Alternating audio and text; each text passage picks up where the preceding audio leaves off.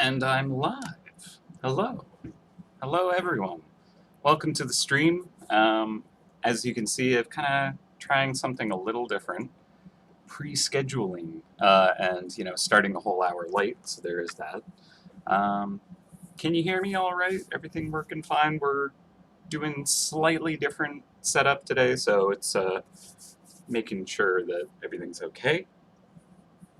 Big Jack soon. It's interesting that the chat is not synced up. Okay, anyways. Hello! Welcome to the stream. It is Feedback Friday, Art Edition. I'm your host, Jacob Johnson.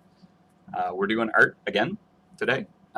Basically, we have a kind of team meet on the last Friday of every month. And so we had that at 10 in the morning because we have people around the world that need to tune in, so it's easier if we start then. And so that means that had to push the Feedback Friday back by a bit to make sure there was room for that. And also Dave is sick today, so get well, Dave. Hopefully you're feeling better. So we're gonna continue where we were last week. We were working on some floating islands assets. And let me just make sure all my windows are set up properly. All right. Activate the third-party program that lets me keep my chat up.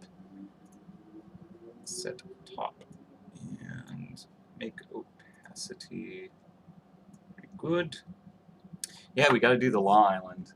That is actually probably the one that I'm going to tackle next. How's the bit rate and all that jazz? Does it seem choppy at all? I have it set to like ultra high latency, so there should be less lag between us. Hopefully my upload speed is good enough for that. I did kind of like try and get a better package for my upload speed when I moved here, specifically for you guys for Feedback Friday. But the way that I was streaming before, I didn't really kind of have a lot of input on kind of like what the bitrate was. I'm sure I did, I just didn't know how to use that.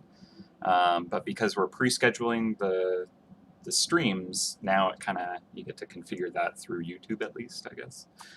Honestly, there's a lot for me to learn. I haven't really been digging in as far as I should. Considering I've been doing this for like, a decade, I should probably figure more out.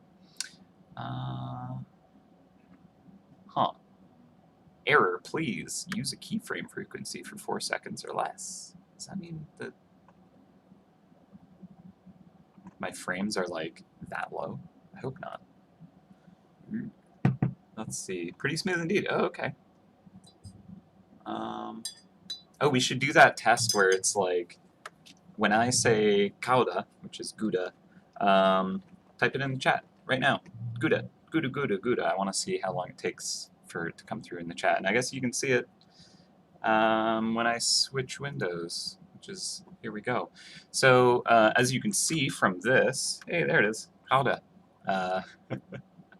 As you can see, I've done a little more work on the Forgotten Island. I've also worked on the Hydro and the Tactical. So we'll take a quick look at what those look like together.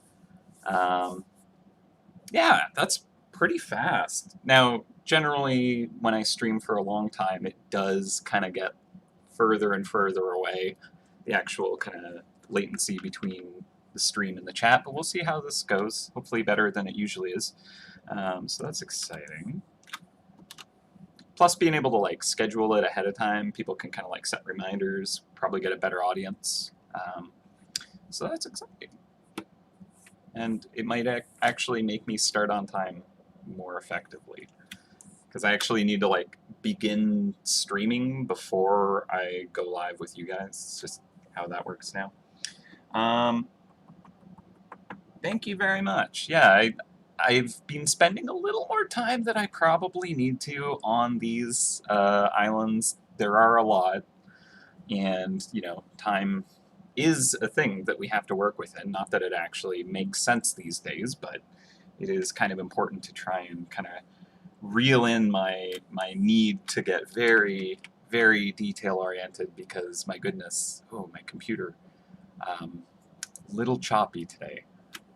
To be fair, I am running a Unity prototype in the background and have been overnight to kind of like test something out. Maybe I should close that down now. It's probably not ideal to be running right now. Did I redesign the sky glass with the new islands? I actually have. The original one was like really too light and bright. I think I could still push it a little further, but this should stand out a little bit better than the older version that I had. So let me quickly show you that. So, oh my goodness, my computer is so slow. Okay, I am definitely going to have to shut down that Unity prototype. Give me 1 second. But yeah, as you can see, it looks a little different. It's a little more refined. The HUD work that I did for the adventure phase while you're on an island, oh boy, that's slow. Okay, okay. I'm just close this real quick. I'm impressed that it's not like affecting the stream more.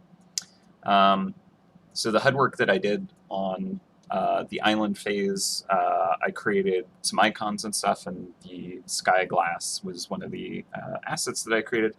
So just to kind of like make that align more, I made sure that what it looks like on the island looks closer to what it looks like in the HUD. And that as well has helped it kind of stand out more crisply. So let me just make sure to save before I close the project, because Unity doesn't necessarily save things if you don't tell it to properly. So goodbye. Give me my RAM back, please.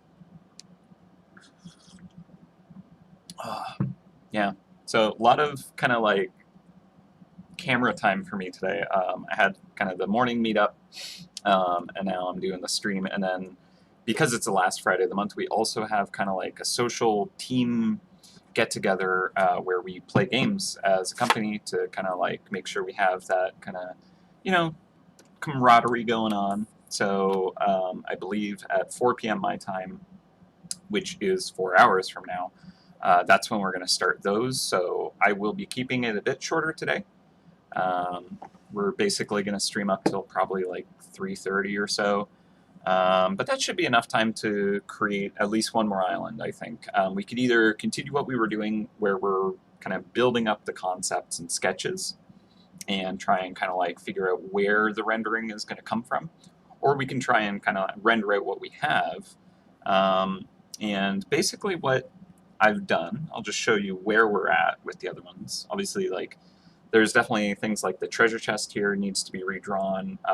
Maxine recently created the asset, the item asset in-game. So basically now I have that I can work from to implement it into the island views, and it looks beautiful, so it's going to be really fun to kind of integrate into the islands. But at the same time, it's also probably better to create all the islands and then make the asset for those islands based off of what she created. Sorry, frog in my throat. Pardon me. Because then I can kind of make sure that it works on each of the islands' views. And so, you know. But at the same time, it also helps having the asset before, because then I can make sure that the islands all match that. So it's a little back and forth with this kind of paper doll system. So this is the Forgotten one that is pretty done. I would say that it's in a good enough spot. And again, like, over-detailed for what it actually needs to be. Technically, you're going to be viewing it maybe more like that. It's going to be pretty small. So, you know, I feel like it still reads well, and that's the most important thing, is it's fun to render all that, but it's also important to not lose myself in over-detailing and wasting, you know, time that needs to be spent on other things. And ultimately, if I go too far on the details, it can actually hurt the view of it, like how well it reads at a smaller size. So I, on my second monitor, have the asset at this size, which is effectively what it'll look like when it's in-game, and making sure that it reads the best at that size. While allowing myself the fun little kind of nitpicking detail, but not losing myself too much on that. So you get it, you get it. So that's the forgotten one. Next we have the tactical, and this one I'm pretty happy with. I think that, you know, I'll zoom it in so you can see the nice details since you won't always get to. But basically I went for that kind of full-on steampunk. Basically they've created this island for themselves, really kind of embracing the kind of, you know, crazy inventor theme that the group of mice has and trying to make it for them. So if there's anything you guys see on these islands that you would be interested in kind of like tweaking, let me know, and I'll try and kind of fit that in. It's always fun to use your input, and that's the reason why I do these streams in the first place, is I want you guys to be a part of creating the game and designing it. So wherever I can get your guys' input, even if it's ridiculous, it makes it more the community's, you know, creation, and I think that's super important. And I've been doing that for, you know, since I've started the streaming, the Feedback Fridays, at least the art side. And so, yeah, it's just a part of how this game works. No rocket boosters. That is actually a good point. How does this actually fly? The other one's magic. This one, if they made it and they're not magically inclined, probably need to add a little something. So that's actually a good point, and I can kind of add that in, maybe just rockets. Why not? Figure we can toss that in, see if it works. Lower priority for the day, but maybe if we have a little extra time at the end of the day, we can add that in. I don't think it'll take long anyways. A few of the mice actually have like propeller, like helicopter stuff going on, so that was also an idea. It could have like off in the distance is just kind of like some kind of, you know, propellers lifting it up, or, you know, even ballasts and kind of like inflated balloon type things. So that could be pretty good. Let's see what else. Yeah, the ore in the chest, those will be redrawn to fit the islands, and right now I feel like if I kind of develop the rendered versions of the islands, it'll be easier for me to kind of make sure that those fit nicely. And I'll do a little back and forth, to be honest. When I created the sky glass, which is this here, the kind of crystal structure, I already had the island kind of rendered to a point that I was pretty happy with, and then I added that asset on top and ended up going back to the islands to kind of integrate it nicely, so that it works when it's either on or off. So it's lit kind of a little specifically for that, and I'll do the same for basically all the other assets, but yeah, it's just kind of a little back and forth for each. But right now, the most useful thing is to create the islands and then come back for the stuff on top. I feel like that's probably the most efficient anyways. Let's see.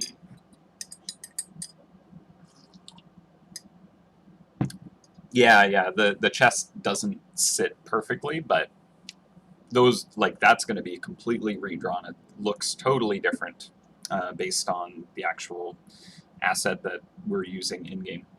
Yeah, all right. Just one huge temporal turbine on the bottom of it. I like it. That would work. Hard to balance, but you know what? These genius mice probably have their ways. All right. Okay, yeah. So, next one is the Hydro Island. I'll show it without the top modifiers as well. So this one originally was more like green, lush garden with these kind of bubbling brooks through it, but then when I kind of went back to the mouse groups and looked at the actual mice, I was like, oh, right, what was I thinking? They're much more kind of high altitude, kind of in the clouds, so it's all frozen crystalline water, you know, so they have like these ice crystals as kind of decorations on their face and their garments and stuff like that. So I went a much more kind of cold, and I was looking at images of like ice flows and that kind of stuff to kind of like get that inspiration. I still wanted a little bit of earthy warmth in it, especially where the ore is, and that really doesn't sit too great right now. It's very kind of punchy orange on this blue. So I'm gonna probably go a lot warmer, desaturated in that area, and just kind of like work it a little bit more. But probably don't want to get caught up on that before I have the other islands figured out, because maybe I'll tweak the ore in a way that it sits perfectly as is. So I'm just gonna finish the islands first, as I've mentioned. Yeah. All right. Yeah. So yeah, the mice are very kind of frost related. Not like heavily, like all about ice and freezing things, but they make like they're like cloud benders. If you were to kind of take a Avatar angle on it, so they shape clouds into whatever they need, and I didn't want to kind of make it an island made of clouds because that kind of conflicts with a little bit of the other language that we have going on. So I decided to go a little bit further into the just water and ice aspects, and that's kind of where it's at. And I enjoy it. I think it's pretty cool how it looks. Pretty cool. So yeah, those are the ones that are kind of like at a in-game ready kind of element. Again, they might be a little tweaked once I have all the kind of the paper doll parts that will be swapped around. Just make sure that everything sits as best as it could. But at the same time, when things kind of look a little bit out of place, like when you look at this, when it's kind of like more at size, the ore standing out and kind of like popping out of that blue because it's this orange and they're contrasting colors, so they really draw attention. That's actually kind of useful for the gameplay itself because what I'm going for is these elements that stand out when you like explore and you find an island and it has the ore or it has the treasure.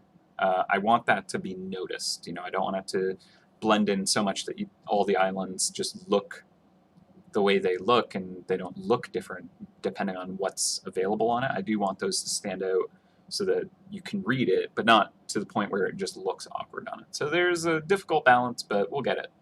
We'll figure it out.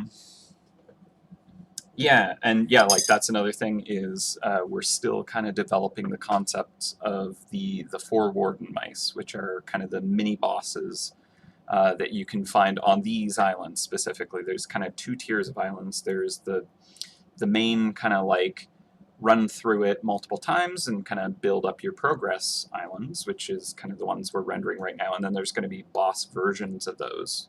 Hopefully we have the time to kind of create those kind of souped up versions. I think it won't be too bad. Basically going to take these assets and just kind of amplify it, make sure it works on a different backdrop as well, because that's another part of it. But basically there's these four special mice that could show up on any of the power type islands. And so one of them is like wind, one's fog, one's rain, maybe, and we're not 100% sure on all those specifically. And then there's a fourth one, we're still not 100% sure what that could be. But basically, they have their own theming that I want to be adjacent to all these themes. So it doesn't feel like, oh, that warden has to be on this island, or it doesn't make sense to be on a different one. Lots of little kind of like threaded themes that kind of get really close, but that's just what happens when you're trying to create a large scale area that has 8 different power types, and they can all kind of like mix and match in their own special ways. It's a lot, but thankfully it's more balancing on kind of theming and artwork and kind of like fun to explore, as opposed to the massive number crunching that we went through with the Gauntlet Rift, which ended up being quite an ordeal. And we even, as you probably experienced when we shipped it, there was issues with the balance, and we had to kind of like redo some values, and even while it was live, had to do some pretty massive kind of tweaks to it. So that is a challenge, but got to do it right, and so sometimes that means you do it live. All right, so that is a good question. Would the boss versions of the islands be too cluttered?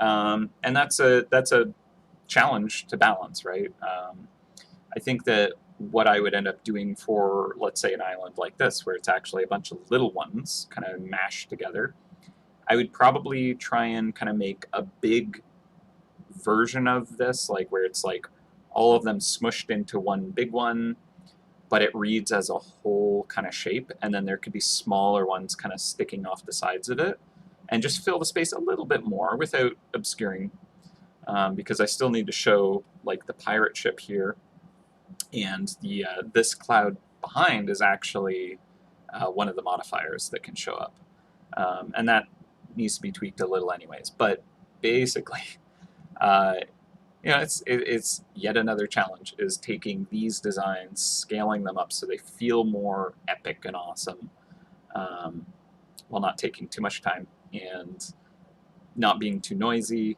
That's just, stuff you have to try and grapple with. But one of the things that I've learned to do is kind of view it in grayscale, look at it really far away, kind of just see it as shapes and values, where the color isn't kind of distracting, where you're just looking at the silhouette of it, and just basically kind of boiling it down into the most kind of simplified version of what it is, what you would see if you just glanced at it for a moment, and trying to keep it there while rendering it in its full glory. So basically, you want to try and kind of contain, how much contrast exists throughout the whole piece, and where is that contrast kind of created, because that's a tool for drawing your eye. If there's lots of contrast absolutely everywhere, it's too noisy. You can't read it comfortably. It looks busy and uncomfortable. Same with kind of like the rhythm of shapes and silhouettes and stuff like that.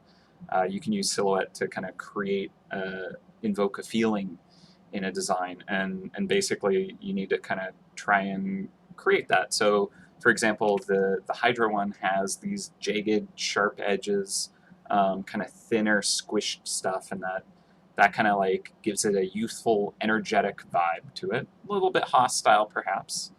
But I'm also kind of doing things like adding some warmth, which maybe helps with that, try and make it more soft and comfortable. There's so many different ways you can kind of tune it. So yeah. The silhouette of this can kind of help show off the gears and cogs and stuff by kind of cutting those out. So when you're seeing it as just like, if you like blur your eyes and you just see these grays and like darks and lights, you can kind of like hopefully pick out more cleaner shapes, and that's an important thing to do. Just kind of make sure that all your shapes can read. And I think I could do better with this, to be honest. Now that I'm looking at it with this perspective, I could probably clean it up so it reads even easier. But that said, that's all kind of what I have done, what I should do coming up, more to consider. But let's actually start working on some art together. That is what we're supposed to be here for. Oh yeah, and also here is like my biggest tip. If you work digitally, this is the greatest tool ever. Flip canvas horizontal. And basically what this does is it lets you look at your image with a whole new, fresh pair of eyes. My goodness, my computer. I am so sorry, computer. There's a lot of layers in this, to be fair. And I have saved. Not since I added those little kind of sketch notes, but if it crashes, I should not lose anything. Yeah, it's chugging. Oh boy. I need to like restart before streams. Okay, so basically what I've done is I've taken the canvas and I've flipped it, and that just lets me see it with a whole new fresh set of eyes, and I can kind of suddenly see like, oh, I could tweak the perspective on the wheel. It's kind of doing a little bit too much foreshortening, and just kind of like other things that pop out. that I would not have noticed because I've seen it for too long and I just go blind to it.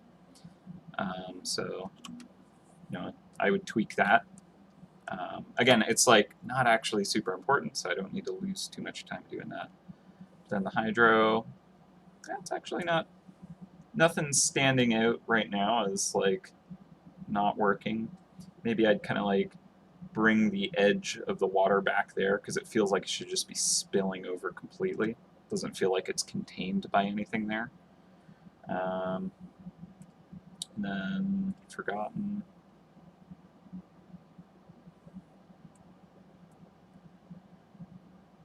Yeah, I might pull this to the left a little, just so that the crystal is sitting on it better. Actually, it feels like I moved it. Did I move it? I think I moved it. I don't think it was lined up like that before. I must have moved it.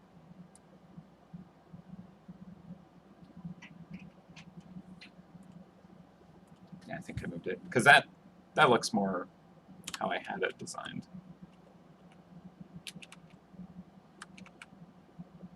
Something like that. It's fine. Cool. So yeah, I think those all work. You can kind of still see that there's maybe ruins and stuff on the top here. So that's exciting. I don't know if it'll read too small, which, you know, maybe I should have accounted for that better. I should have kind of made sure that the silhouette really made that more clear at a small size. So that's something I could probably improve on this image as well. Because again, sometimes I just get a little too caught up in the details. Mistakes. All right, so Law Island time. You're right. Okay, so basically, actually, I'll just quickly run through the other ones that we worked on. So we had sketched out each of the islands. We ran out of time on Law, basically. So we're gonna start with that. But this is what we did for the Arcane Island. One of the things that I remember from it is there's going to be kind of like these sigils kind of drawn into the rocks that have been levitated up. Probably more glows and stuff connecting them as this kind of linked kind of series. And then having this kind of wispy kind of plant matter kind of gently blowing in the wind to emulate kind of the like aspects that the mice have. There's kind of this soft billowy clothing. They all have these magic kind of cool things they got going on, and these heavy cloaks. And so the rocks themselves will probably be like warmer, kind of maybe even rusty red kind of rocks, so that'll kind of emulate the cloaks. And then the plant matters kind of like the clothing, and can embellish it with the kind of like maybe some metal kind of scrawling and stuff like that. Basically, with each island, I want it to look like the mice group somehow. So we'll figure that out. So that's where we're at with the Arcane. Draconic was one that I created very early on, and I would probably push and pull this quite a bit. First of all, things need to move because they don't line up so well anymore. So that's the thing. But I might like tweak some perspective on it, but it's ultimately okay where it's at. But at the same time, it doesn't quite feel like the mouse group too much anyway, so it probably needs some work. But that's kind of lower priority because it is at a place that it kind of is good enough. Hydro, we were just looking at. Law, we're going to get to. Physical is another one that I did very long time ago. This one basically is the same thing as the prototype that I first created used. I took out some outlines, tweaked it a little bit, but yeah, so it's okay. It could pass. I could again push things here and there just to make sure everything sits properly, but it's all right. I don't need to attack it right now. I can tweak it once the other ones are done, and I have a little more kind of like, oh, you know, I could push this here. There's room for that thematically, perhaps. Yeah, I agree. It is very simple and kind of, you know, just plain feeling compared to the other one. So that is something that I think could be pushed. Um, so, but I think this is another one like Draconic. We'll come back to it. Shadow is pretty cool, but it definitely will need to be kind of rendered further to really understand what it needs to be. And then at the same time, looking at this right now, I'm trying to think, okay, well, how could I take what this is and then like make a boss version of it? It might be kind of challenging, but we can always push things to be more cool. That's just a rule that exists. You know, you can always come up with ideas that build on what already exists, and you surprise yourself when you have such constraints that you can basically always keep kind of developing things further and further and further. So I'm not too worried about that. But yeah, maybe I'll pull it in a little bit at the bottom so there's more space to fill out when we go into the boss version. But it's close, you know, with a few hours it could be kind of fully rendered and realized. And then tactical, you guys have seen. I'm pretty happy with it, maybe tweak just a bit here and there, but I think I might actually wait until I have stuff like the treasure chest rendered and, well, basically any of the other elements that sit on top rendered out, and then I can just make sure that everything sits well together. So that's pretty good. I'm happy. And so those are all 8 of the power types we're using. In Law, we basically are starting from scratch. So thematically, the mice are, you know, ruffians who steal from the other groups and integrate their things into their own. And we're starting from the claw shot kind of genre as a base because that's just where that power type came from. And so obviously we have the desert kind of theme, which is cool because, you know, that stands out from the other ones effectively enough. Maybe Draconic feels closest. But also in the mouse designs, they've stolen a lot of steampunk stuff from the tactical mice. So I feel like we could take this kind of like desert starting point and kind of mix a little bit of the steampunk in, but it's more like it's kit bashed on. It's not designed into it with enough intention that it looks seamless with it. It's more like they stole this thing and they somehow jerry-rigged it to work. And so that's kind of the feeling that I want to invoke with it. And that's, I don't know how we'll do that, but we'll figure it out. That's what we do here. Figure it out live too. That's always the challenge, but hey, it makes it fun. Also, for regular viewers that might be curious, we're not going to do a lunch break today. It is a shorter stream. I actually had a sandwich before and only ate half of it, so you might catch me nibbling as I stream, but we're just going to go until like 3:30 probably. Maybe end a bit before that, depending on what the team needs, but yeah, all right. Let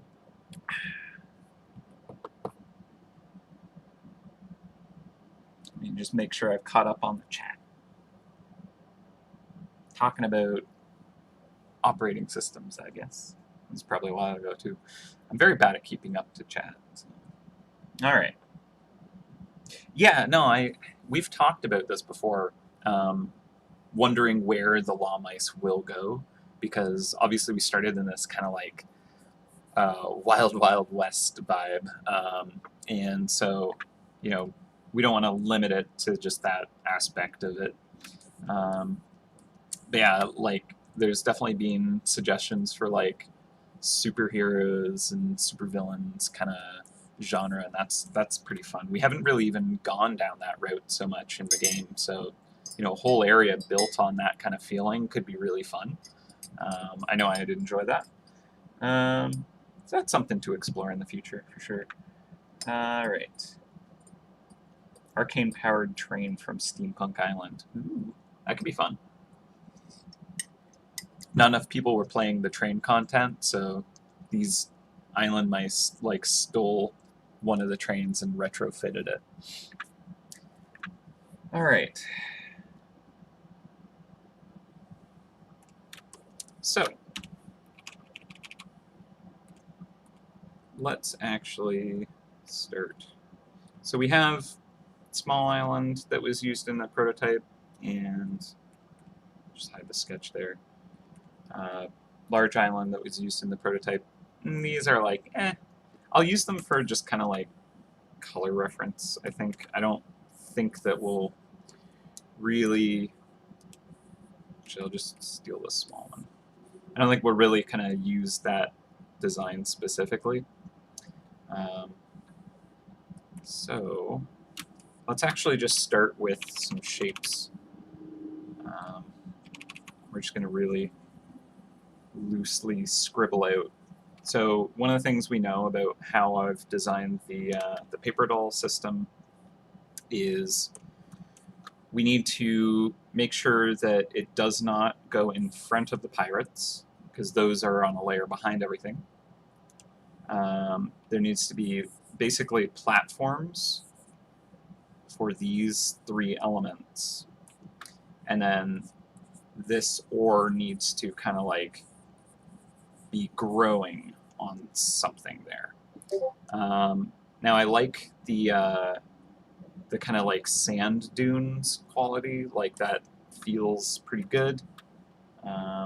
So I'm thinking we'll just use that to start, and then we'll start popping things on top to get that kind of kit bashed together feeling, where maybe they've stolen different, maybe they've stolen different island bits and kind of mashed it together. So I mean, theirs could be like a combination of different islands. That could actually be kind of cool, as long as it doesn't distract too much and confuse too much, where it's like, wait, is this a hydro or a cane? What is this? Is this all the power types? So overall, it needs to have that kind of desert feel, I think. That like sand dunes is the main theme, because that the player should be able to identify, oh, that's law. Just because that's the language that's built into the game right now. So that's kind of like the big picture. When you zoom out, that's what it is seen as, and then we can take little kind of bits and pieces of the other islands and maybe kind of sneak those in without it being an overwhelming kind of image. All right, so let's see. We'll just try and create an interesting composition. And again, like these clouds, those are also one of the things that shows up behind the island. So if it's covering those completely, people don't know, oh, that thing is present. So I don't want to cover it too much. A little bit of overlap is great, though. You can kind of like make it look interesting if you use a little bit of overlap. All right. So, and one thing I mentioned last week was I didn't give myself a kind of perspective tool, like a guide, to kind of work from, to kind of like let myself know, okay, this is the perspective of all the other islands so that they're consistent. And that's probably something that I should use. So it's maybe a little more shallow than that. So I'm just gonna really quickly give myself a guide just to try and kind of match the angles. The Forgotten One's a little tilted on purpose.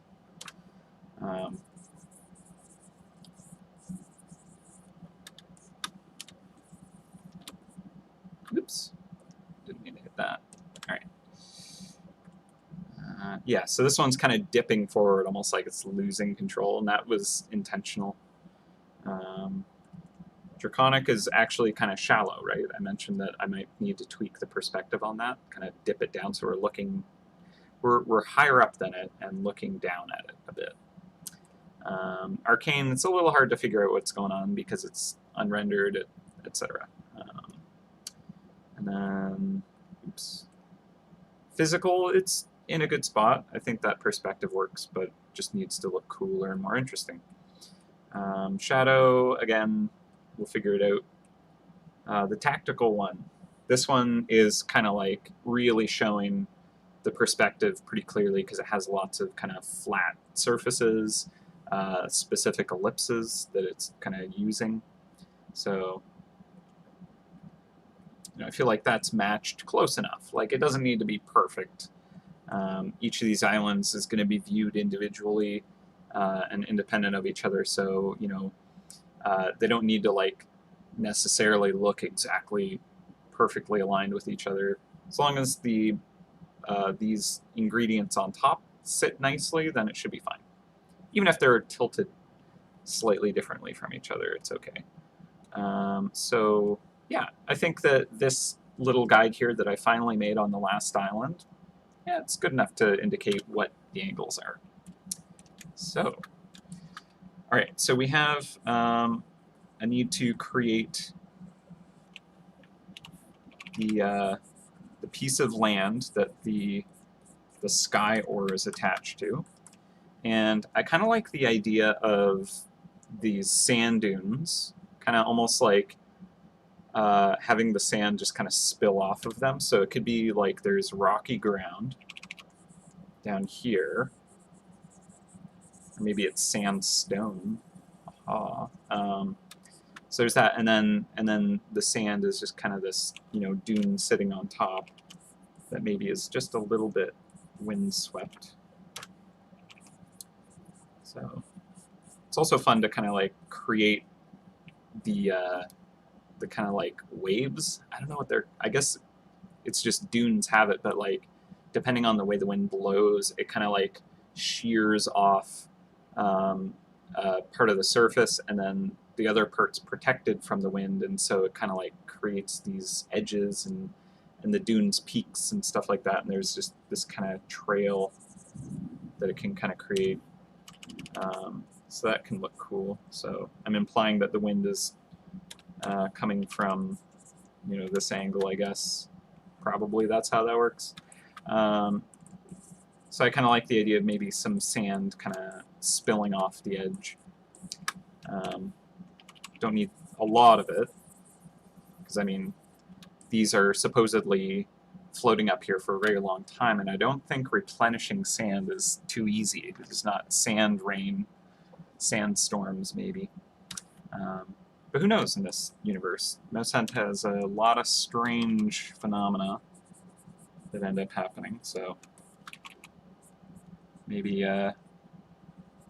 maybe the weather does produce, the sand rain. It's possible, maybe. All right. So that's just kind of like one quick little element. This one, so one of the things I also need to keep in mind is the power, or the power type things, sorry, not the power types, the modifiers that show up. They can have varying levels. So this is no sky glass. Basically, you found one sky glass modifier, 2 sky glass modifiers, 3 of them, and the max of 4. So, depending on how prolific the island is with that specific modifier, it will visually change. So I need to kind of make sure that the ground that it sits on top of can kind of like fit that range, right? Same with the sky ore. This one's showing level 4, but maybe you'll most of the time see like level 2. Maybe you'll see level 3, every once in a while, but like level 4 is actually pretty rare. It's a hard find. So most of the time you'll see 1 and 2, maybe 3. But obviously you need to make sure it fits all of them effectively. So just need to keep that in mind.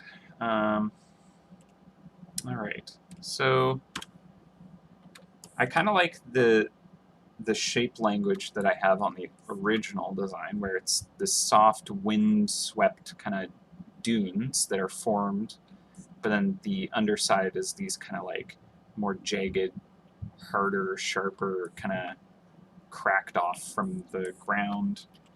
So I think I'll keep that. I think the only other island that uses the kind of more jagged rock formations is the hydro one. And those ones are very kind of squished vertically. So these ones can be jagged and pointed on the bottom and elongated, and that makes it unique from all the others, I believe. So that is just another thing that helps it stand out, which is great. So basically each of them has their own shape language that they kind of use. And then it also gives me a little bit more room to mash the other power type islands in if I want. So we could just honestly like really fill up this space pretty effectively. But again, at the same time, I need to make sure that there's room for the boss variant to kind of like be impressive and fill the space. So here's just kind of race away a little bit more. All right. Yeah, it might be a little too overlapping.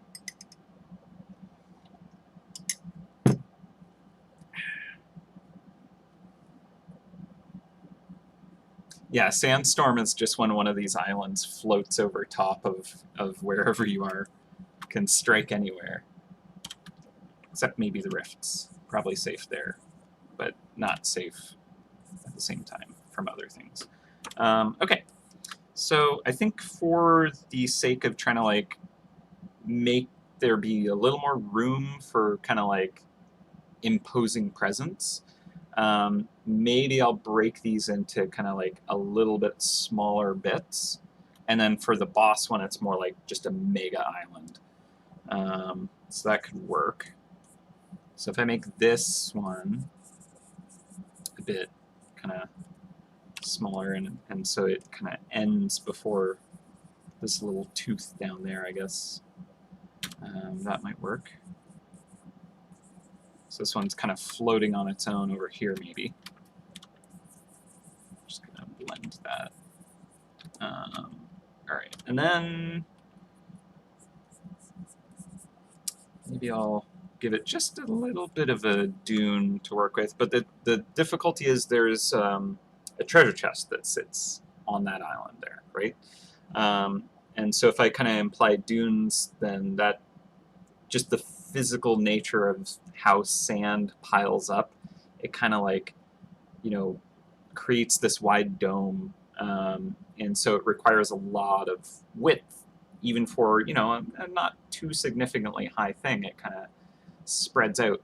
So if I'm going to create these kind of like little hills, then it implies that there is just this kind of like hill, this dome that kind of takes this whole space. And in which case, a treasure chest that I can't kind of shift around for any of the islands is now kind of like sitting awkwardly inside of a hill. So maybe I can't give this one very big dunes. But I do want there to be a little something for it to kind of have a little bit of interest in the shape. So I'll make it look like it's maybe a bit further back, so that when the chest is sitting there, it's kind of sitting in front of those hills. So it's this specific piece of land is maybe a bit deep, while narrow, if that made any sense.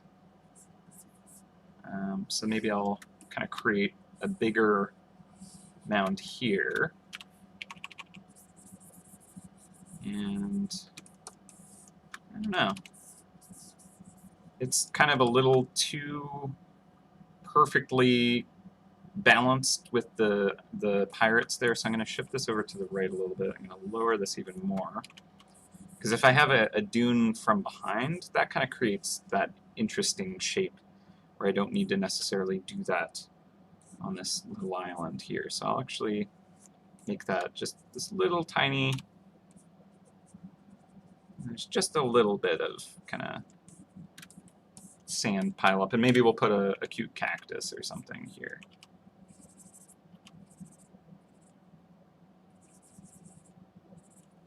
There, visual interest there. So it's probably actually a pretty big cactus, but that's great. huge, wonderful cactus just off to the side. So again, this cloud I need to make sure is present. You know, I don't want to hide that that exists there.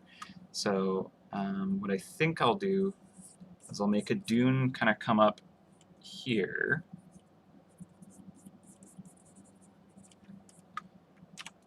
And then this one on the left, I'll bring down because I don't want it to, you know, I want there to be a little bit of kind of control for attention. So this one's the big one, and then so this one's kind of complementing it.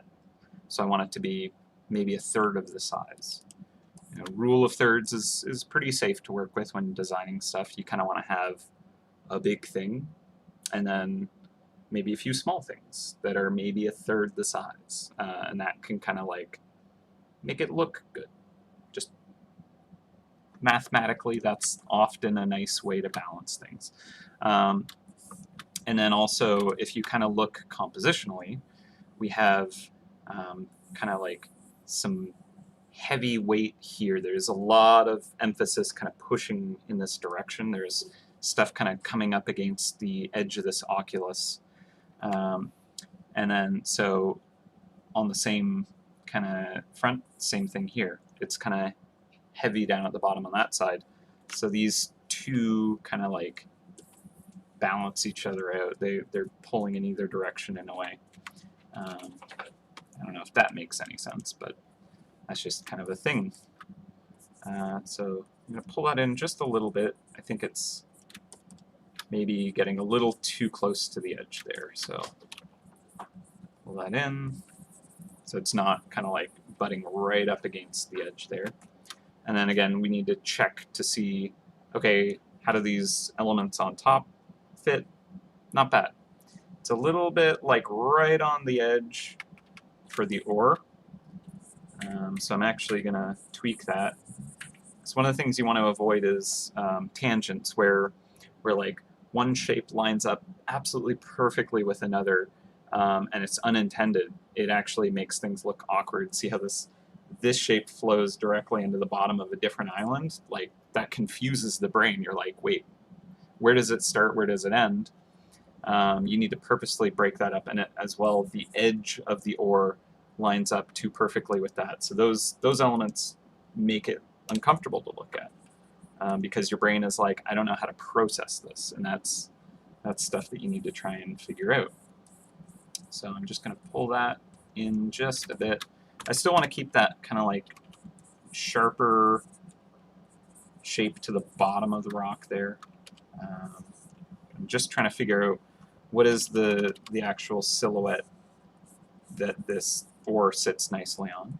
Because I like it kind of poking out a bit, and it kind of needs to flow with the shape a bit, so it kind of curves up a bit. And so that feels okay. Then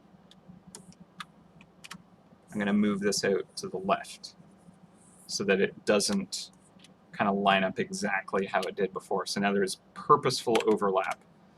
So that can kind of pull in, and maybe I'll even have a little kind of hunk of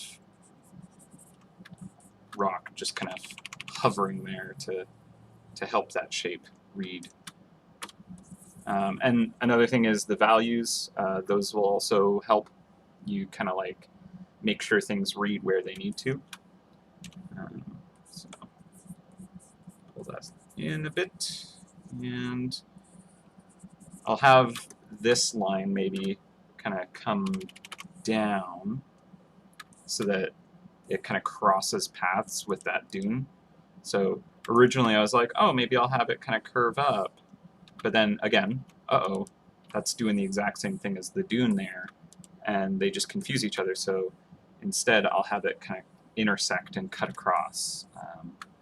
But at the same time, I don't want it to end up cutting across exactly where that ends, because then, boom, there's another confusing thing that your brain's like, wait, how does that line up properly? What is what? Where does this start and where does it end? So being deliberate with shapes is surprisingly a thing. You got to be really deliberate. So see how I cut across the middle? It's not lining up with either shape, but it's kind of like, you know, it stands out on its own, and that's what I'm going for. So there, that's what you get. All right, I haven't been looking at the chat, so let me see what I've missed.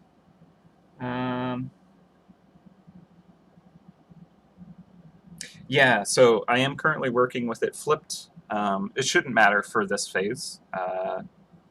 You know, even when I do rendering, as long as I know where the lighting's coming from, which is implied by the objects that I have, I should be able to flip it back and forth, render it fine. As long as I'm kind of staying aware of kind of what my conditions are that I'm working in. I could be rendering this upside down. And that's actually a pretty good thing to try. It's also surprisingly challenging, because it's like, oh, you're just drawing the shapes but upside down. Why is that hard? But like, your brain doesn't want to do it. So I'm actually going to flip it and see what that does, because I don't do this challenge a lot, but it's kind of interesting to experiment with. Because it's like, when you look at it, your brain is expecting certain rules. So gravity, oh boy, these things should suddenly be falling. These dunes, they don't work anymore in my mind. And I'm looking up at this weird kind of mountain range suddenly. But it can kind of help you see it again in a more specific light, where you can kind of like catch things that you might not otherwise. So this is definitely a more kind of purposefully difficult way to do it, but it's also kind of fun. So let's just see what happens if I render it this way, because why not try it? So I'm going to hide the top modifiers for a second. And so this dune is coming up. I feel like it's a little steep, so I'm gonna soften that peak as well, because I'm trying to also contrast the shape of the hardened sandstone that cracked off and has jagged, broken edges, with the dunes, which are this kind of almost liquid. It's not actually liquid, but like it almost acts in a way like a wave of water caught in time, and I want to kind of capture this wave of sand, if you will. And because it's a slow thing, the wind is kind of weathering it and kind of shaving off, and the way that the sand kind of trickles and falls, all that, it's going to have kind of a softer form to it, and that complements this kind of jagged, sharp, mountainous kind of peak, which makes it interesting, because contrast does that. It makes our brains kind of look at it and be like, that is cool, that's interesting, I'm interested in looking at this. That's why you use complementary colors and stuff, interesting lighting on things. Our brains love it.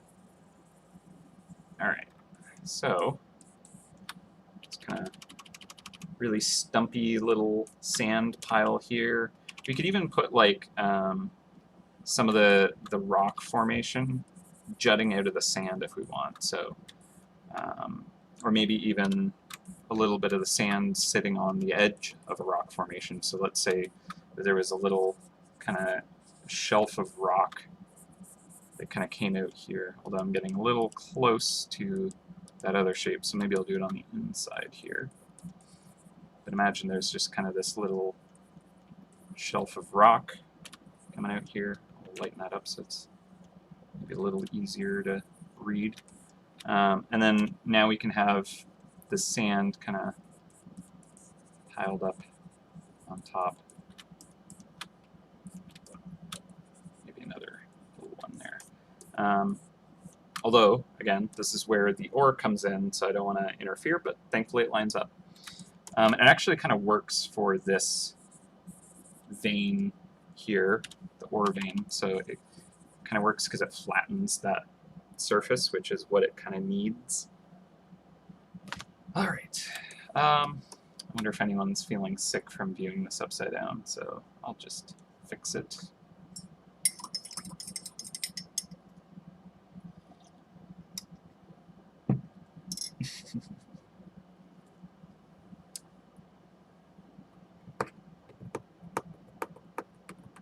It's a big file.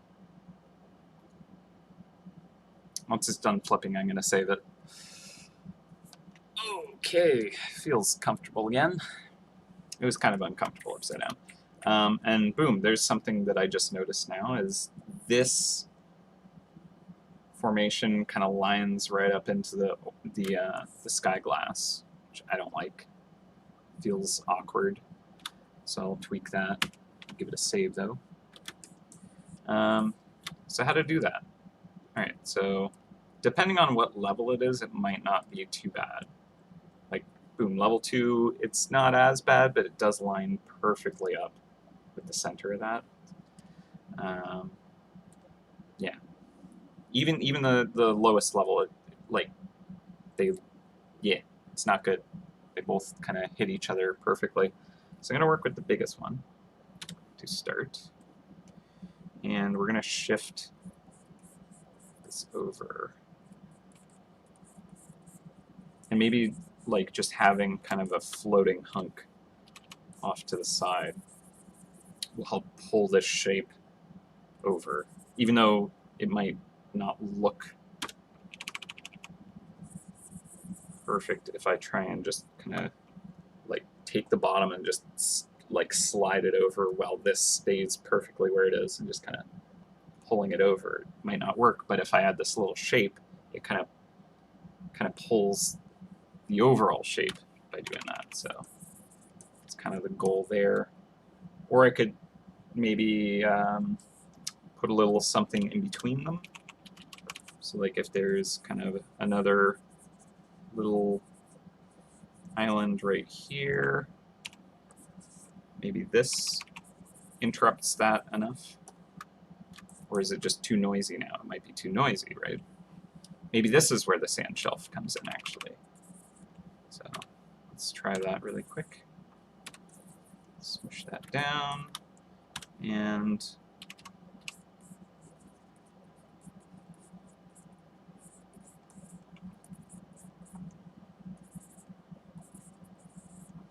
just have that kind of hugging against the sidewall there.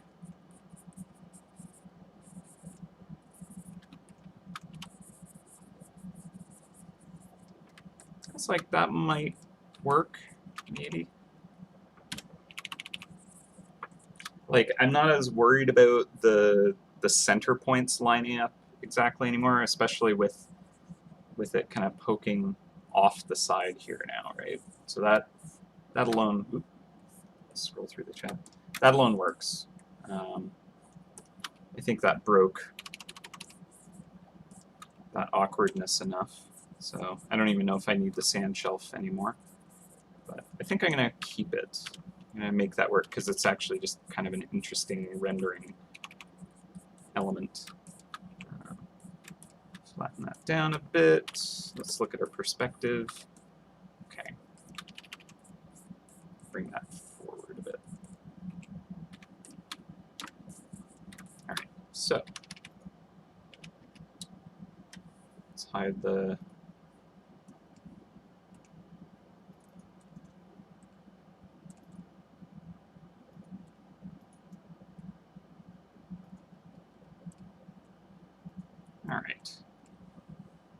hide the modifiers again, and make sure that this now works with the tiny island below it, because again, they're lining up a little too well. Like this edge here just feels like it's too repetitive. They line up a little too perfectly. So I'm gonna bring this over now.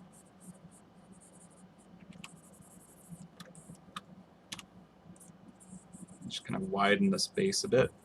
Now let's see what it looks like when we bring these power. Yeah, okay. So that works, especially because there is overlap, and I think I'll make that overlap a little more obvious even. So I'll bring that silhouette over. Actually, I like this jagged piece, just kind of poking out. It emulates the ore, but like not in a way that's too distracting. It's kind of more interesting emulation. And so when the ore exists, that's kind of a cool piece. And then when it doesn't, that's kind of awkward. So let's bring that back a bit. It's kind of odd if that's the only place that happens, so let's add this kind of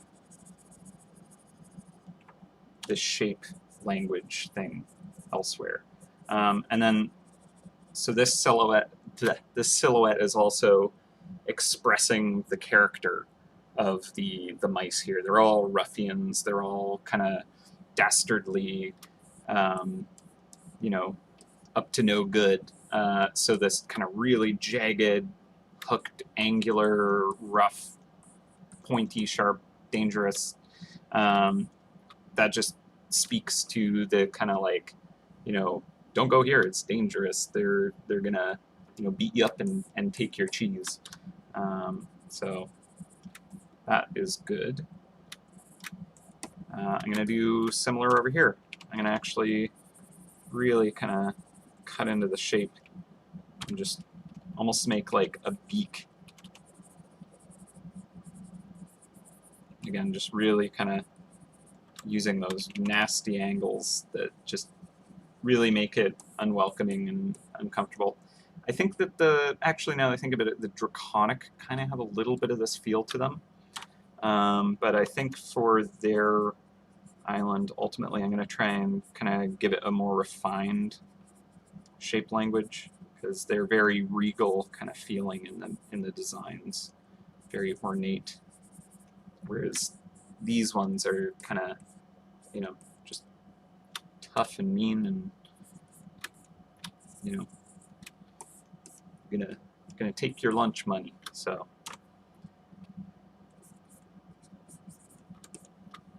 all right, so this is starting to kind of get a silhouette that I think works. So let's kind of look at it really small, see if that reads. Squinting. All right, so let's try and figure out some values a little bit. So I like the underside of the floating terrain to be kind of the darker values, and the sand obviously is going to be quite bright. Kind of lighten up these platforms. Don't really need to have those stand out too much.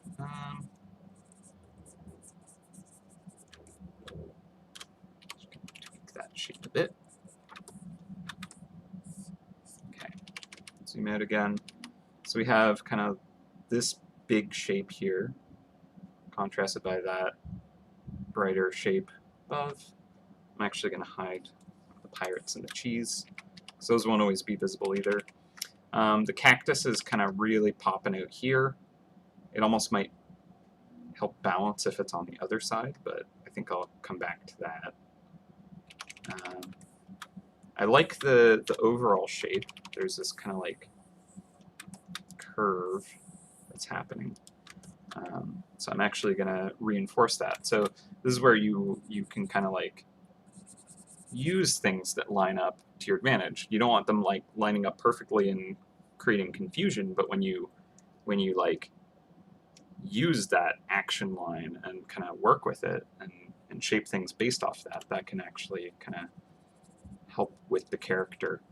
So kind of imagining this invisible kind of line flowing through the shape so you can see this direction that it has, and so just kind of playing with that can just, again, make it easier to look at.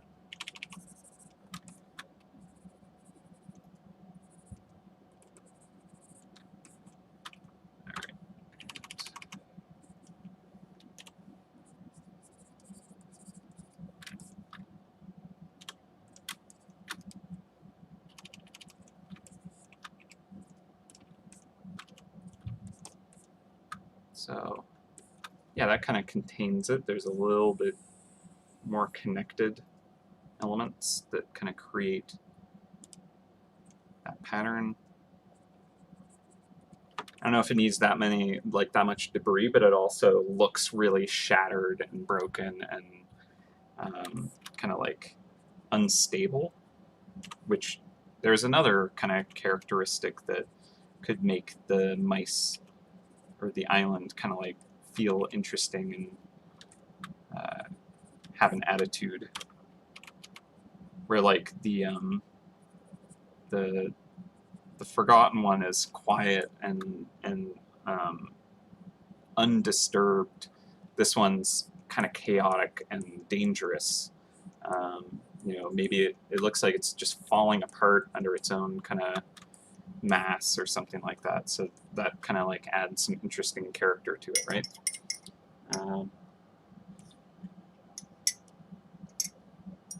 Yeah, the salt mines.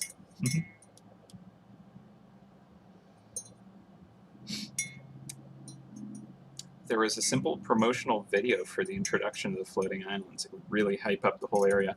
Actually, that'd be kind of cool to like create a trailer for the upcoming content. We've actually had players kind of create trailers in the past, and they were super cool. Just kind of showing off the artwork to some cool beats with a little bit of kind of text to let people know what's up. And I actually think we could do more stuff like that. More kind of promotion would be really just beneficial for the game itself, and getting you guys excited for it. So that's a good idea. There you go. Yeah, the reason why the island is floating is the mice are so lawless that they don't even obey the laws of physics, which actually checks out for the MouseHunt mice. A lot of them just defy all logic. So that is definitely a feasible thing that these mice could be doing. I like it. That's my new headcanon for why this island in particular is floating.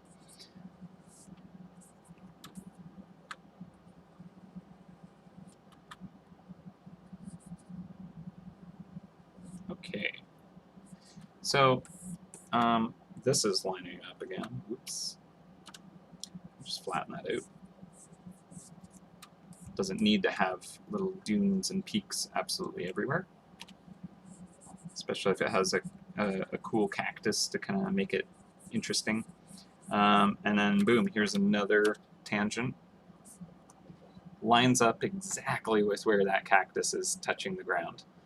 That's another like type where it's just like, wait, what is overlapping where? Kind of bad to look at, right? So one of the things I could do is tweak where that dune actually lands, which one way would be to kind of bring it in, which actually kind of helps the overall shape kind of tone it down just a little bit. So I think that's probably the way I'll go. But just to try a different variation, just shifting where this cactus lines up. So it breaks into that silhouette, right? It kind of cuts through it. Maybe I'd even kind of tweak it. So that's kind of like how you could kind of make sure that that tangent doesn't happen. But I actually think I prefer the slightly different slope, because I think that that helps the overall feeling of the island feel a little bit smaller, perhaps. Soften the peak on that just a bit.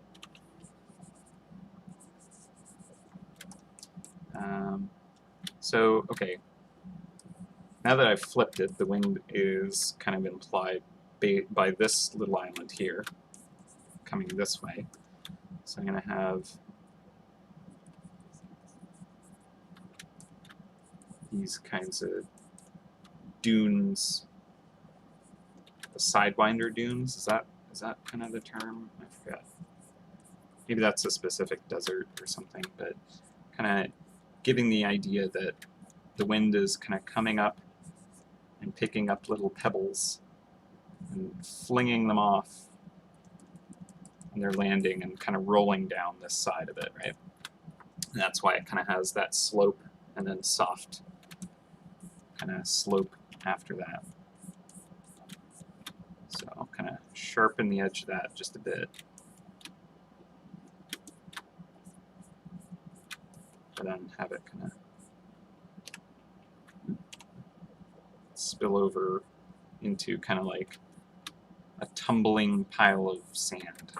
Or salt, you know, could be salt too, I guess.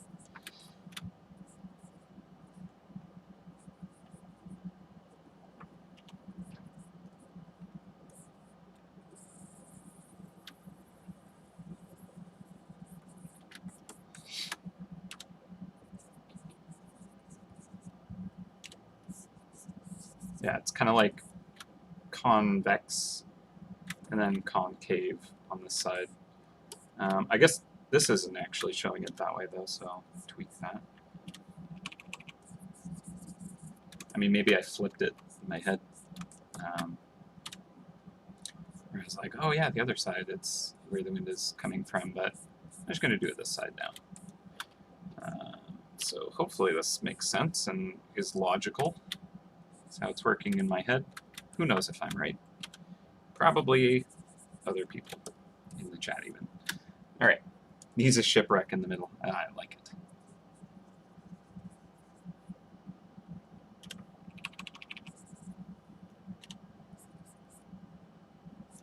Okay. Just trying to make these dunes kind of like layer into each other in an interesting way, but now I'm just thinking, oh, maybe this is connected. Yeah, I don't know if I like that. Doesn't feel like it's that distant.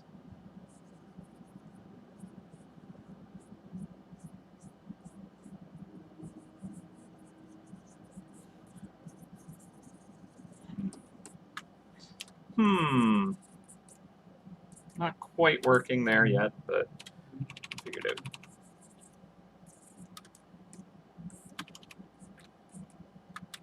All right, let's look at it with the modifiers on top. Okay, so the sky glass is going to work pretty well because it's going to have a backdrop to sit on, which is helpful. When it's just on the sky, it still has that challenge of reading clearly. And especially if I'm doing kind of like a darker stone on the underside of the island, that'll really kind of like pop out nicely. So that's exciting. Same with the ore growing out of the side.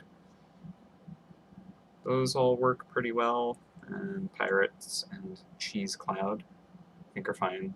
Either way, those need to get re-rendered anyways, so you know, we'll make it work. Let's see.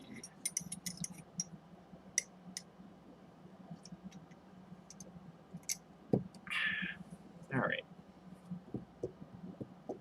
Sneak a flame shard in somewhere. Just a little bit of a. Let's see if I remember it. Is it here or up here? I think it's down there. That's kind of the flame shard symbol, I think. It's been a while since I've had to draw it.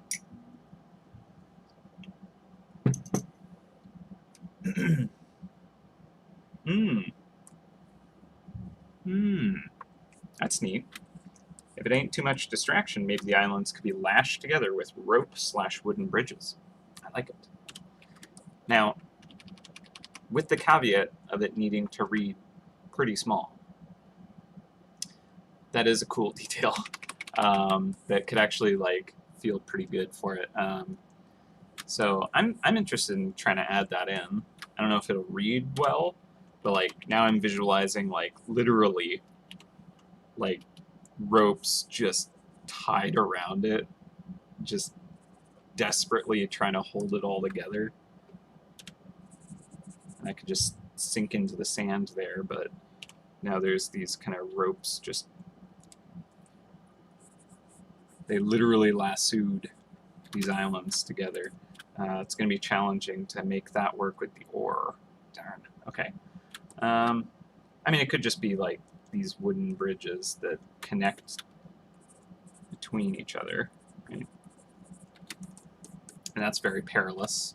You don't cross that without, you know, safety equipment. So that's kind of cool. Yeah, I really like the visual of it literally being lashed together.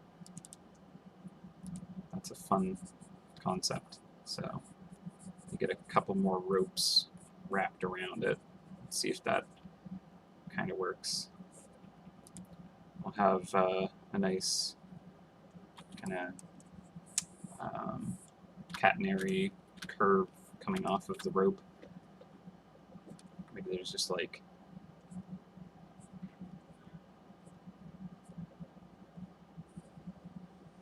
this climbing kind of what is that, grappling hook up there or something like that. I don't know. There's like so much fun stuff we could explore, to be honest. So let's see what people are saying. Has it been 9 years since the the Marching Flame?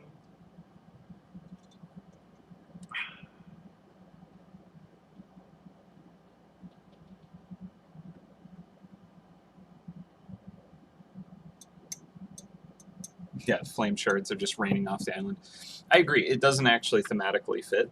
I just saw the suggestion, so I was like, all right, I'll do it, because that's just how I do these streams. It's not going to make it into the final render, I don't think, unless we just kind of like have it as an Easter egg. But like even then, the Marching Flame isn't related to the law power type. It does have the desert aspect, which is pretty, you know, tied into the theme design, but mechanics not so much.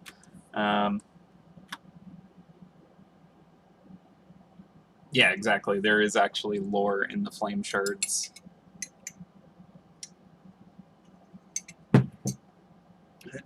Which a lot of the time is created by Franco and other devs, so I'm not always too specifically aware of all of the lore going on. I mean, I certainly interject my own all the time, all over the place. Lots of kind of weird elements of the game design and stories. You can blame me, probably. But yeah, specifics like, oh, what are flame shards exactly? Where do they come from? Some things I just kind of, you know, other people figured out, right? Make up your own reasons. Or it'll be written into the game and I might not even realize. But yeah, so obviously flame shards, just fun in the sketch, but it won't actually be a part of the final island. Alright. Hunter Eater was drawn live, and the chat suggested the tail to be a flame shard. Specifically your fault. And then, of course, I followed your direction as I do, and that's how that lore happened. You guys did it. There you go. Proof's in the pudding. But yeah, there's just so many things that I don't remember. Part of having that good attention deficit disorder that I do. But I certainly am in the right field for that kind of brain. If any of you suffer from attention deficit, something in the creative realm is certainly a nice place to be able to kind of utilize the benefits of such things. So just putting that out there. All right.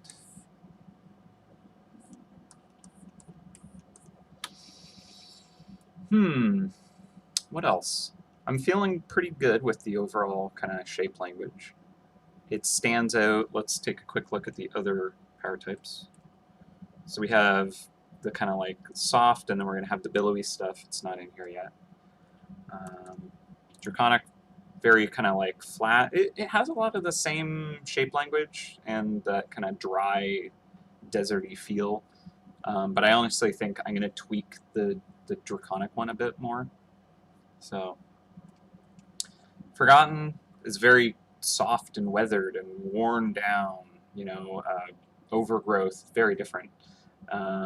Shape language is very kind of like just mossy and kind of soft and like fuzzy if you touch it, so very different feeling. Hydro has a lot of kind of similar feel, but it's like not that kind of, it has a very cold and wet feel, whereas the Law is going to have a very dry and hot feel to it, so that'll feel very different. And then also, like, even if it has kind of the jagged kind of edges, this is more kind of like icicles dripping down and very kind of like short and stout, whereas the Law is much more kind of like jagged claw rocks and very kind of like elongated. The Shadow specifically might actually have a lot of similar kind of shape language, but what we could try and do is keep that aspect on the top side of it, whereas the Law, it's on the bottom side. And so we'll kind of like create an interesting dynamic between the two. And then Physical, it's like, it's just kind of boring. We can tweak that, figure that out after.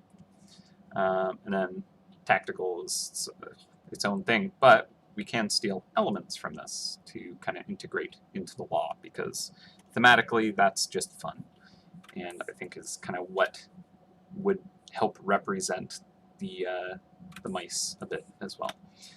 Just kind of integrating stuff, at least from Tactical. I don't know if we'll manage to get the other islands mashed in here at all, but there you go. All right, so we are coming up on 1:30, so we're basically halfway through the stream, and I feel like our sketch is in a decent spot. So I think what we could do is, well, I think first of all maybe we'll try and kind of add in that the tactical aspect of the island. See if we can kind of figure out how to include that in an interesting way. But then I think we can probably start to render it.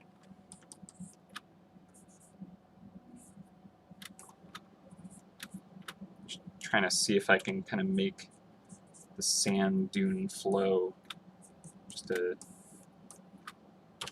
kind of work. I think this will be a render challenge more specifically. It might be hard to kind of get the right look through just this kind of rough sketch. But I'm trying to make sure that it feels like this dune is like flowing into the side of the other one, and that I'm not 100% sure how I want to do that. I think I'll steepen the angle, but then have it rise up here. And I think it's just going to be the gradient of lighting on that sand that will help imply how they're interacting. So I think I know what I'll do for that when I get to it.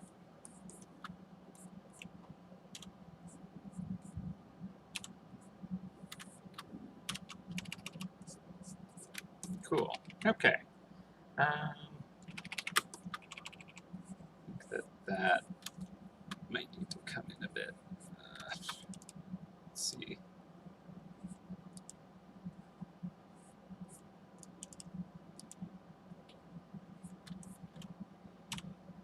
Have some random fun. We'll see if it remains this way, but the team that's working on Clan O'Connell, which is a platformer game that HitGrab is developing. Here is a T-shirt for it.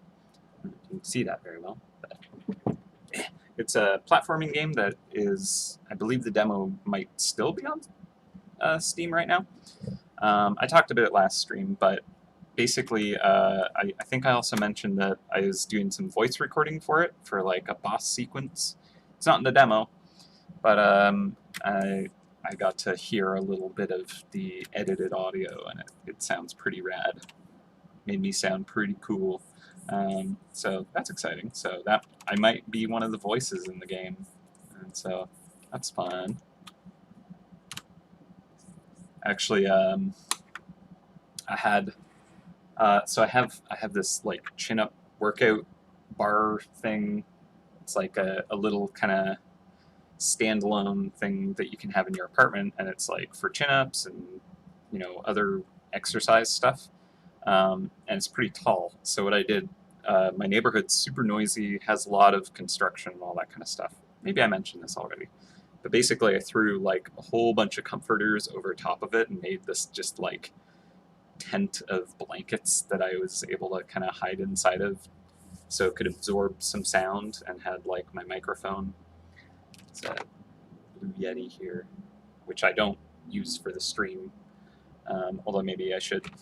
It picks up a lot of noise, though. It picks up everything. But yeah, I was hiding under this blanket fort, recording at really weird hours when it was the quietest it could be. And basically everything I was recording was just screaming and yelling and grunting, so that was fun. But it was very, very, very toasty inside there, though. So yeah, it was a fun experience. So I'm excited to fight that boss eventually and beat up my voice. I don't know. It's cool though, so that's exciting. Yeah, my neighbors must love me. I was hoping that it might come across as me just watching like really bad monster cartoons or something, just like kid show level like monster screams is basically what I was able to produce, which is why having an audio team edit the sound afterward is great, because they actually made me sound big and scary.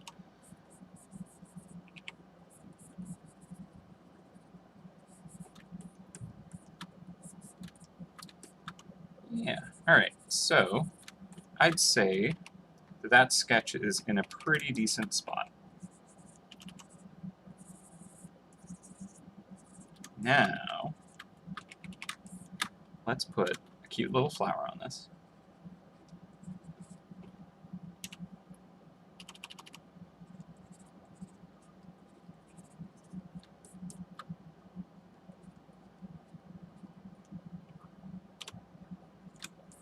And then let's put a little bit of the tactical steampunk tech somewhere into the design.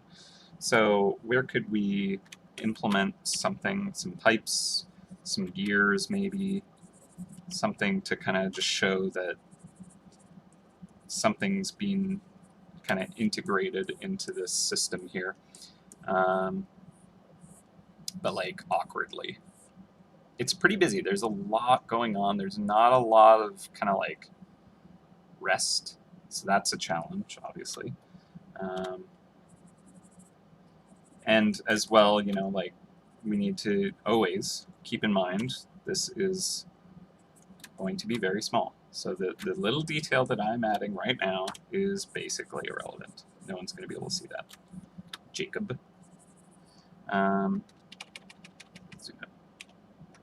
in. Maybe you can kind of see it. Alright, but some thrusters or propellers also lashed on. Yeah, that could work. Let's see, so yeah, like I like the rope aspect, because it actually does kind of have that Wild West vibe where it's like things are just kind of like hog-tied together. And then if it's specifically just holding technology together, then that's like, oh, that's not supposed to be like that, which adds to that, they jerry-rigged it together. So that works. So maybe there's just like this pipe kind of sticking out here.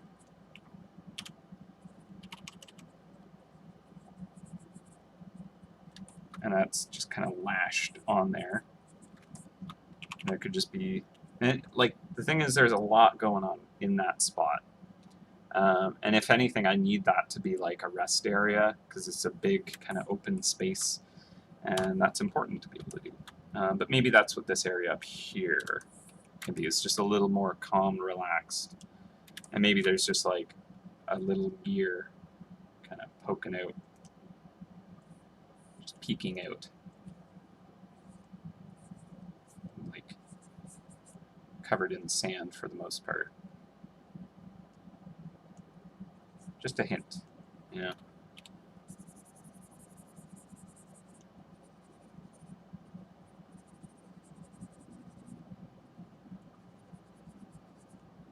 It's like that might be good.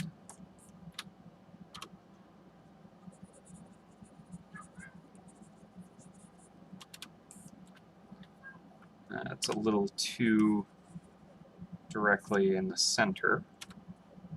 Pull that down here.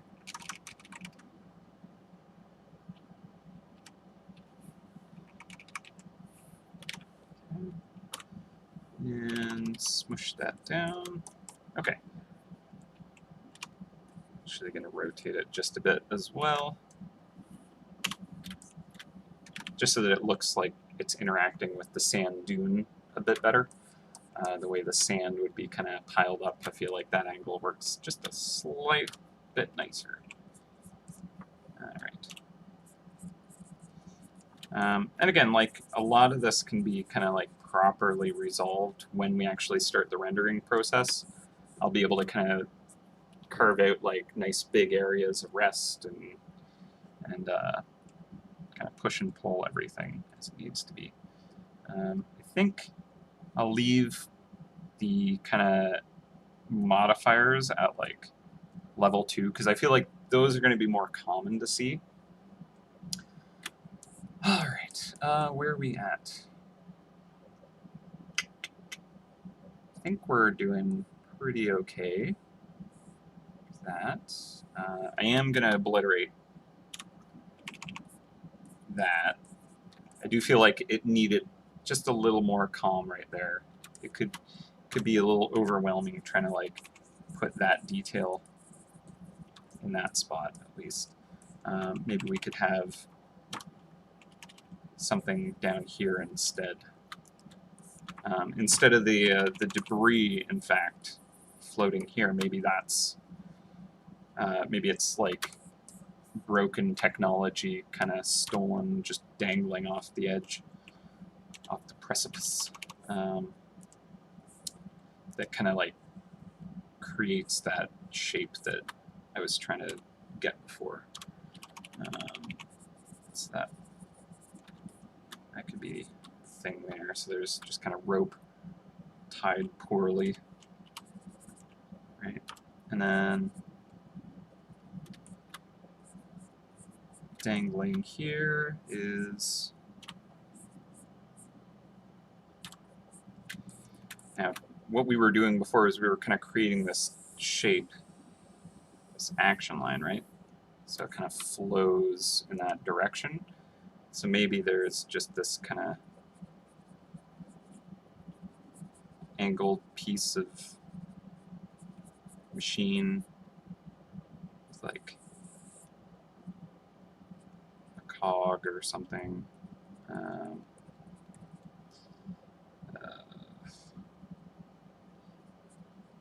The challenge of steampunk is like designing bits and bobs on the fly and kind of like trying to make it look like anything could be logical or interesting. It's a fun challenge though. All right. So what could this be? I like the idea of it being like an engine.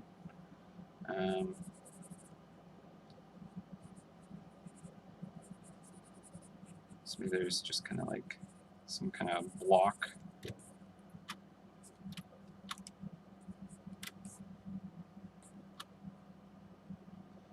Maybe this is a cog. They do love their gears. Their sprockets.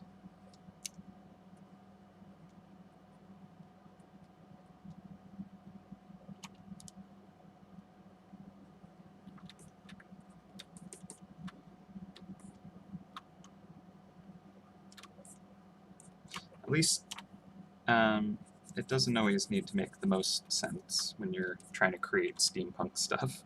I mean, I think it super benefits it when there is some kind of actual logic and design. It can look much better if there's reason for doing things the way you do, but it's not ultimately required, I guess. I don't know if I like that. Yeah, it's all lashed on. It's just kind of being stored there, I guess.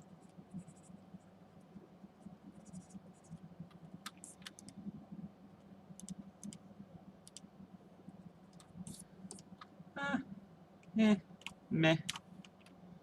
Shmeh. Alright. Again, like, things that can be figured out in the actual rendering phase. Don't need to resolve every single piece in the sketch.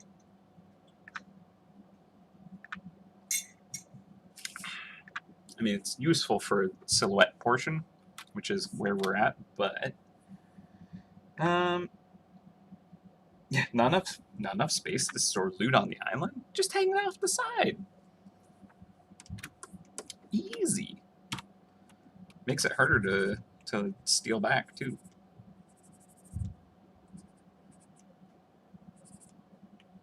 Just taunting the other islands with stolen goods just dangling off the edge.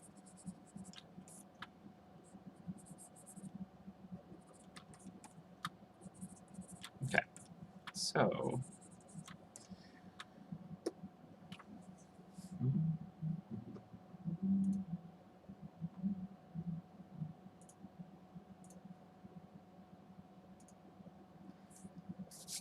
all right. So I think what I'm going to do is I'm going to block in the actual silhouette. So I'm going to knock the sketch down. I'm going to hide the top modifiers, create a layer behind the sketch, and just grab my full silhouette tool, hide those modifiers. So now I just have the sketch in open space. And now I can kind of focus on just the silhouette. That's all I need to worry about right now. So I'm going to grab just this color here.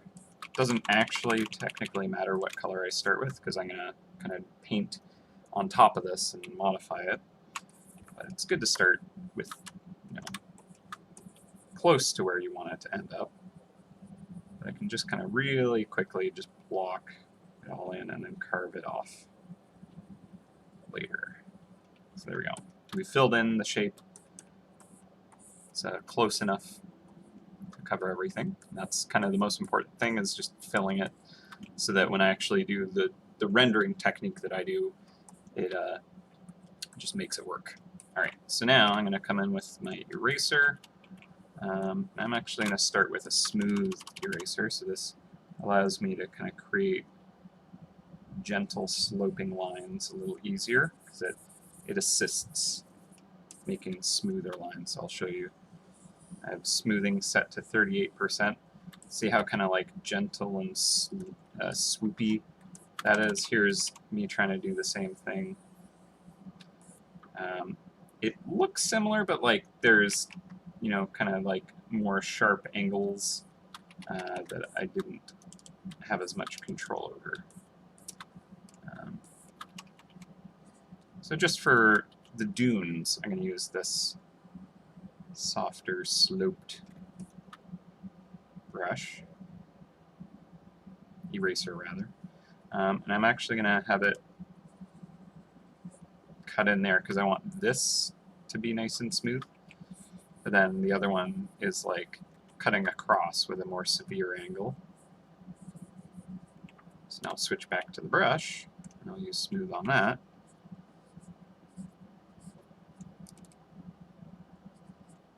Overpaint that. And there. So now that cuts in very sharply And so just from the shapes here, it's kind of not very smooth actually. Smoothing did a bad job. Right. So basically what I want it to do is have a nice soft, is it being really not very smooth? Okay, so soft, gentle curve, kind of still soft and gentle at the peaks of these, but then where these intersect, it's a little more kind of aggressive, the sharp angle change. Boom. It's a nice hard angle, soft. Okay. Now, same here, I'm going to have this be a hard angle change. I don't think I need the smoothing brush for the underside, because I actually want it to be a little more jagged and chaotic.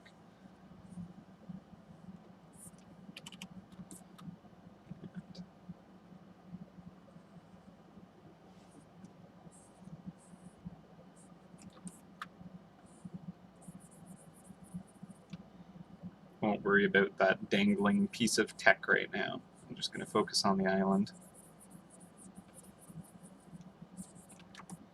So I think these points could be a bit sharper.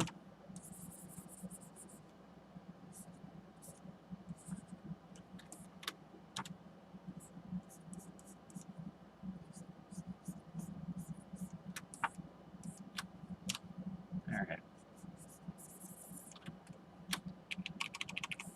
Grab a bigger brush.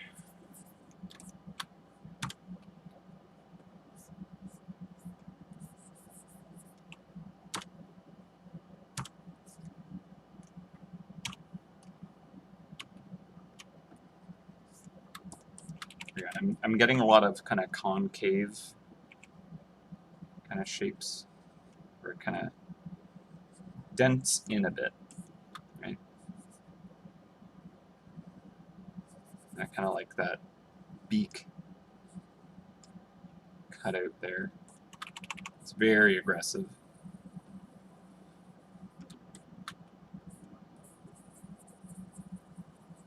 Actually, one of these, I could kind of imply the marching flame symbology a bit if we want to just have that Easter egg, but I don't know if it makes the most sense as an Easter egg, to be honest. It doesn't quite line up with the design, other than it being desert themes.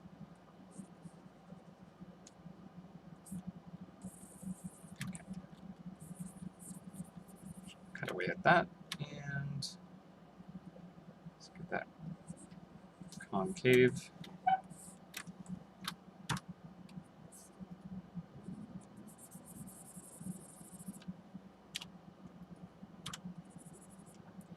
Yeah, if you want to get like really sharp edges, doing overpainting and over erasing with very hard edged opaque brushes is how I prefer to do it. There you get like perfect tips.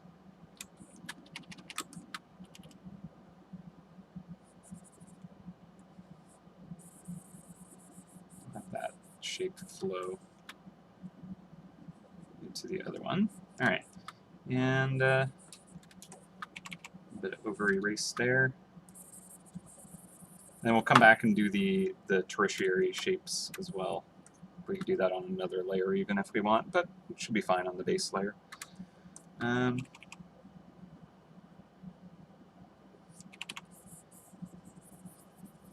see. Worried about the island being a little too close to the edge of the oculus there. I feel like that is just on the edge of being awkward, right? That's not too hard to work with. I can just kind of cut that in a little bit. Kind of like that.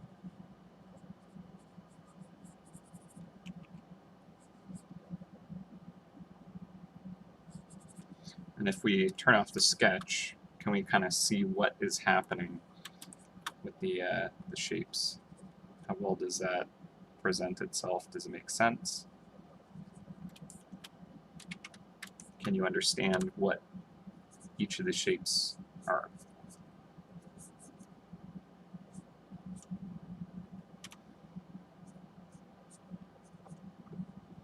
Does the like shape language express what the character of it is? So now they have the main silhouette complete.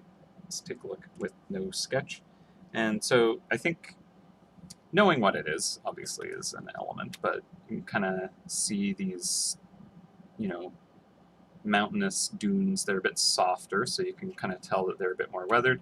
And then the underside feels kind of like, you know, an iceberg. It's, you know, heavier, further reaching, very jagged, so it feels more kind of aggressive, feels more fresh, versus the top, which looks more weathered and worn down. So I think that that isn't terrible. I think it works. So bring the sketch back. So let's see if there's almost a little too much of this noise here, right? It's like very repetitive, the shape. It feels a little too samey everywhere. Whereas here there's a little more interesting variation, right? It like kind of is a lot here and that kind of spreads out a bit, a little bit clustered here, kind of spreads out. So I think this needs kind of like to just flatten out, you know. So there's a little more kind of excitement here and then just kind of a little bit of rest. Maybe like one jagged piece coming off here, but nothing major. And now that feels a little bit more balanced. It's a little more controlled.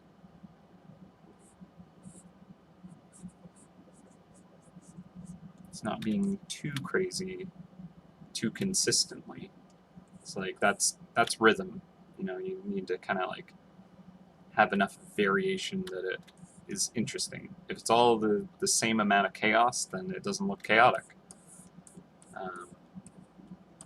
Gotta balance it. All right, so sketch. So now that we have the silhouette kind of blocked in, and I think that's appropriate enough.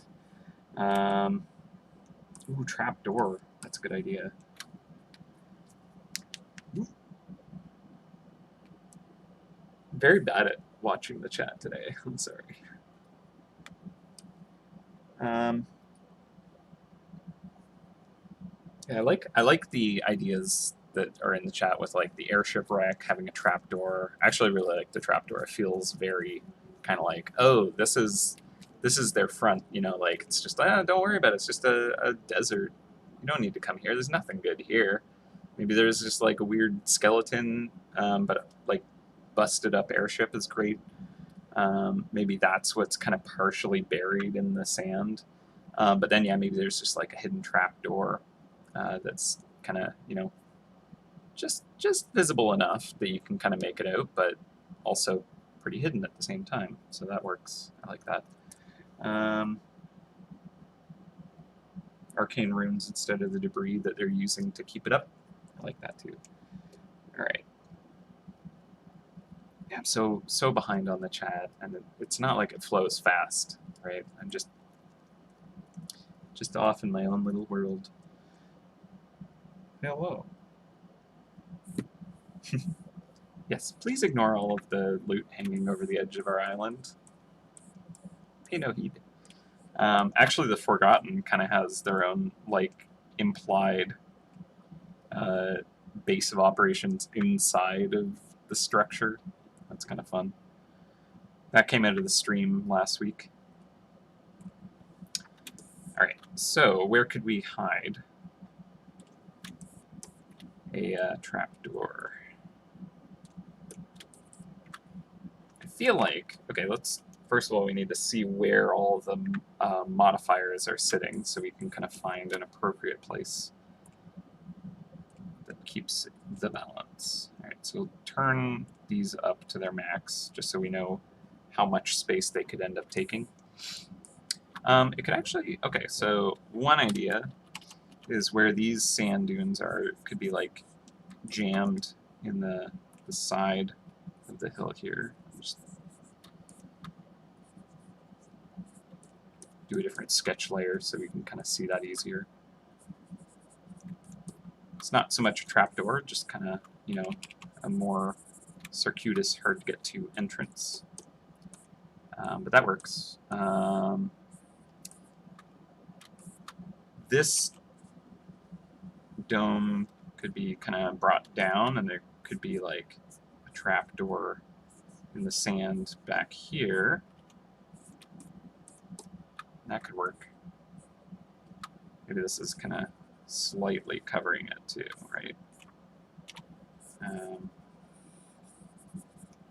So that's another kind of spot that it could be hidden.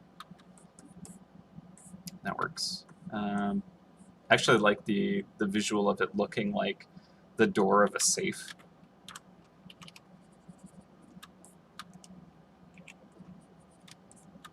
I know that that's maybe what, well, it's at least what media has taught me a trapdoor might look like.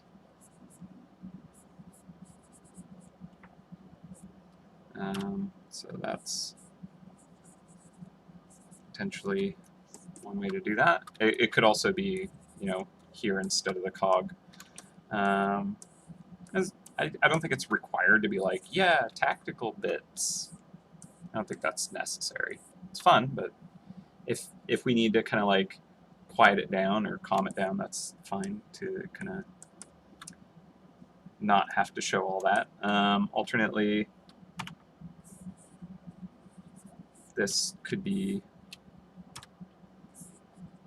on this island, which is a little easier to display more prominently, so that's not bad actually, and leaves a little more room for that cog to breathe. Actually, kind of pull that away there.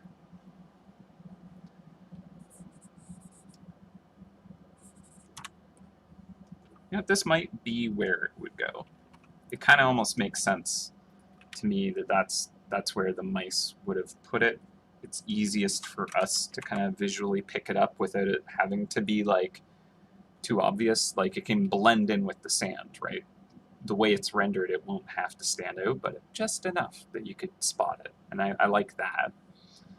And then honestly, like I feel like if we want to just have a little hint of the tactical stuff, there could just be like a bent pipe in the background.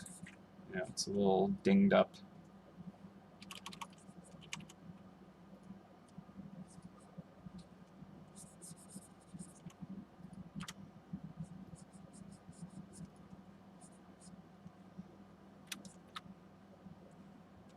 And just like the edge of a cog hidden behind the dune. Yeah, something like that could be enough to kind of imply the tactical kind of stolen goods, if we even want that. You know, like again, is it just distracting and confusing to have that? Oh, right. Yeah, that's a hi. Lost here? Yeah, could be. So yeah, honestly, I think that is the visual that popped into my head is that specific hatch. Which, hey, you know,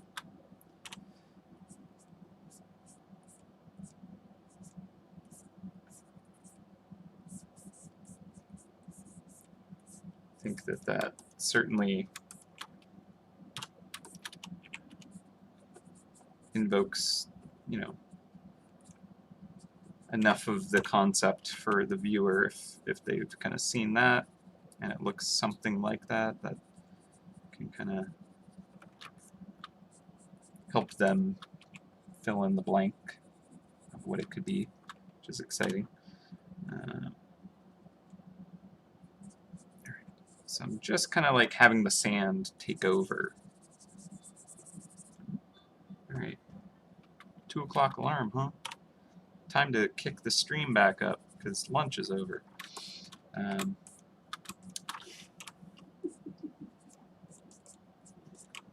So, yeah, I'm just trying to make the sand kind of mask away bits of it. Have the edge of the hatch poking out here. So it's sticking out, and then the sand is kind of crawling over the side of it, if you will.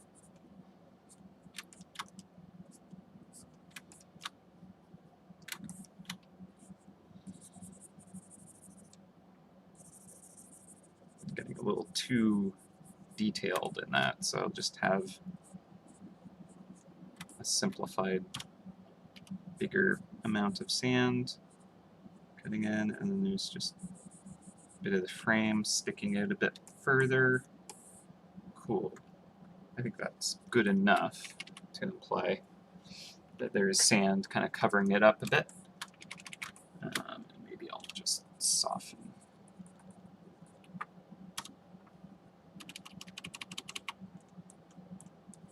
Lose that corner. Feels very very Mad Max. Perfect. That is totally perfect vibe for this. Right.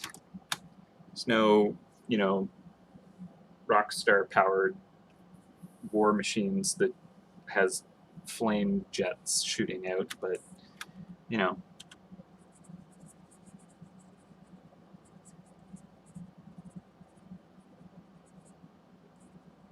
should probably have at least one flame jet.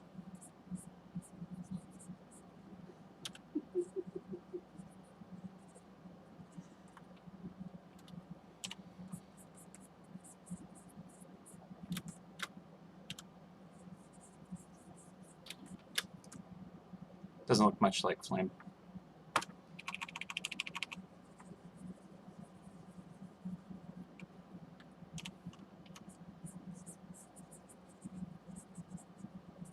So much for not drawing attention.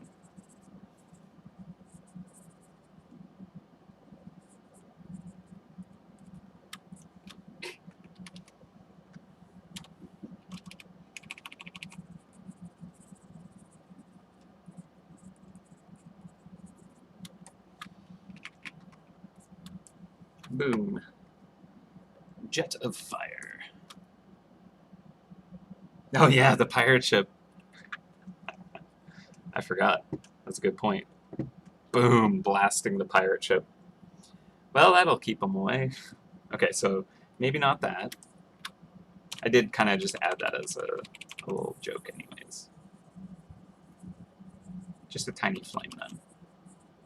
Although honestly, I want there to be this kind of like feeling of just sun baking down on it, so that wouldn't really hold up anyways.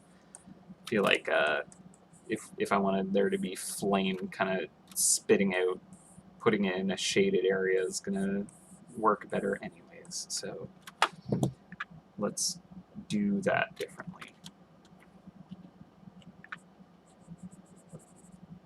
Right. We'll keep that. So why not? There we go.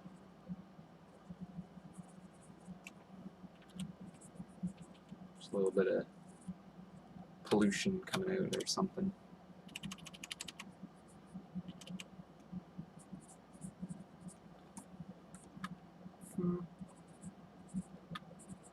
Or it's just a steam whistle.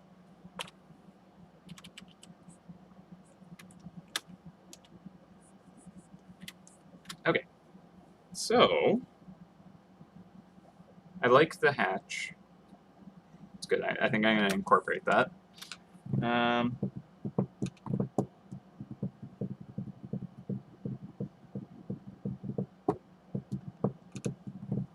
the pirate ship really fits here, huh? I don't disagree.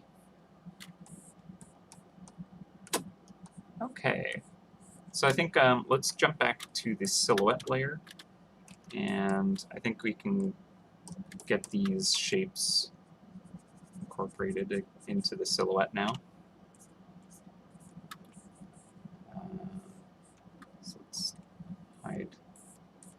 that.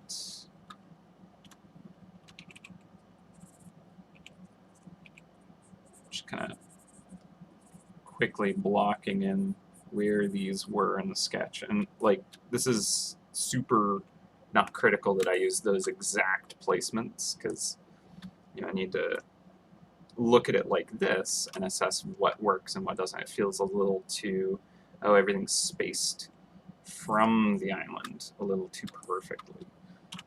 So maybe I would get rid of that one there and pull it in a bit, and not make it perfectly balanced between those shapes as well. And then kind of looking at rules of thirds, because that's just kind of a handy thing to think about when trying to compose stuff. So let's get like some, got a cat on my lap. Hello, what are you trying to do? You're trying to get on my computer. This is Pika. Hello. Okay. So basically having like big shapes, medium shapes, small shapes, and kind of like to really make those interesting, having them kind of like be a third the size of each other and a third the size of that is kind of like a good goal to really push it. So this one could be a big one. Right. We'll have that get nice and close.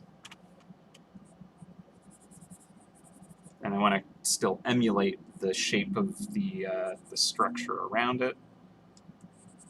So having it kind of like keep these jagged, concave shapes is good. Bring that out a bit there. Pull that in there.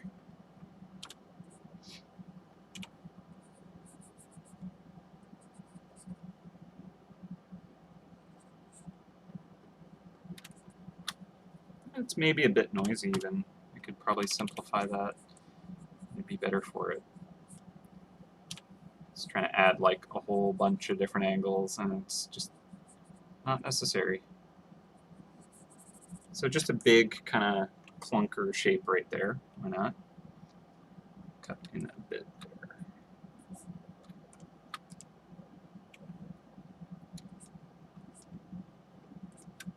I'll stop fiddling. All right, and then this is just like a really small one there. So that's like a third of a third, which kind of helps that stand out in an interesting way. And then these are our kind of medium shapes right here. So, and maybe it's like a small and a medium right there, and then just a medium here. And so I want this to feel like a third of that. So I feel like it's even a bit big.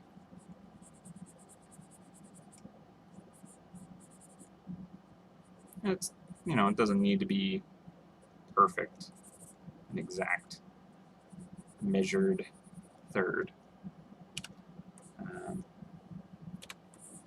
In fact, if you want to get like mathematical about it, if you want to use kind of golden ratio stuff, it's more like 38% of it,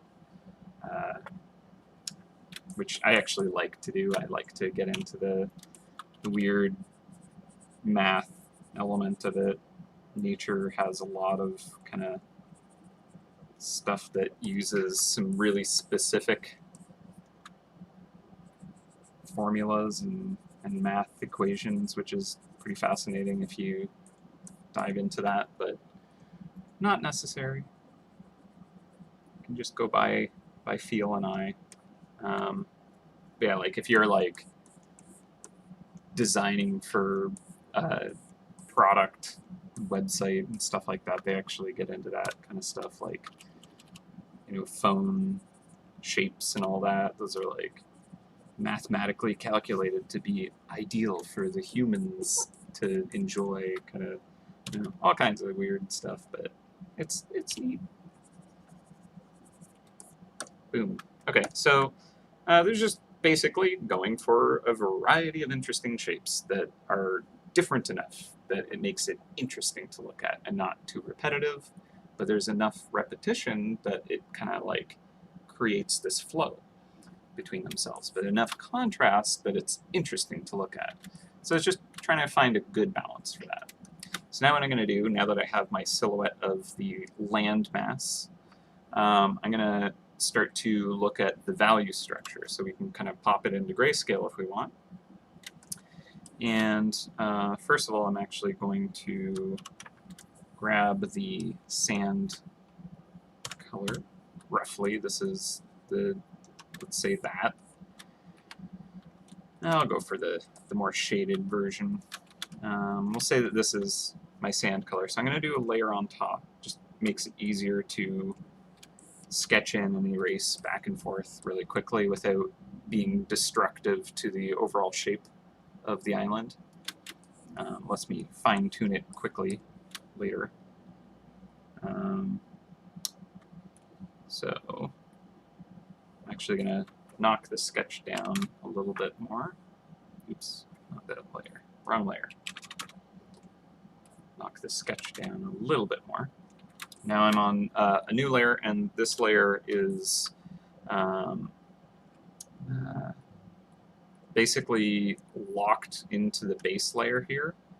So wherever I paint, because I've linked the layer together, I can't paint outside the line. So I've kind of restricted, and it makes it much quicker to just fill it in. If I unlink these, you can see, oh, it's actually overpainted in those parts.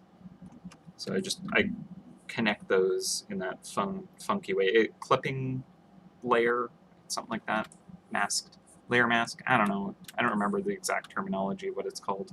Let's see, that's a different thing. But you hold down Alt and click between the layers in Photoshop, and that's how you do that there.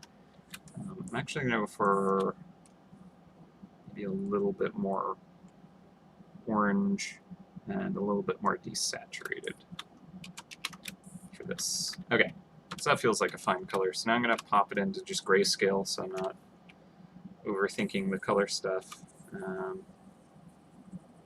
Now, first of all, I'm just going to use the sketch that I have to just block in all the sand surface.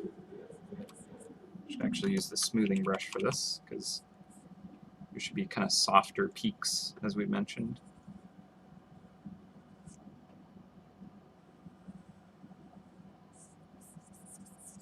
Or maybe I should just erase using a smooth eraser. So I feel like that would be easier to work with.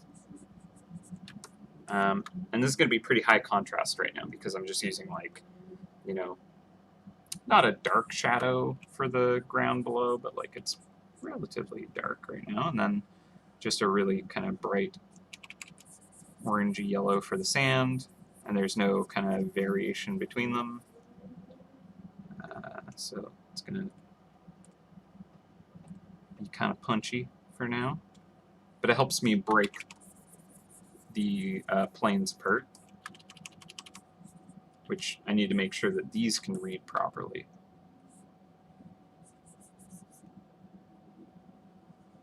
So what is sand and what is sandstone, or whatever the rocky kind of earth ends up being. And I can draw this.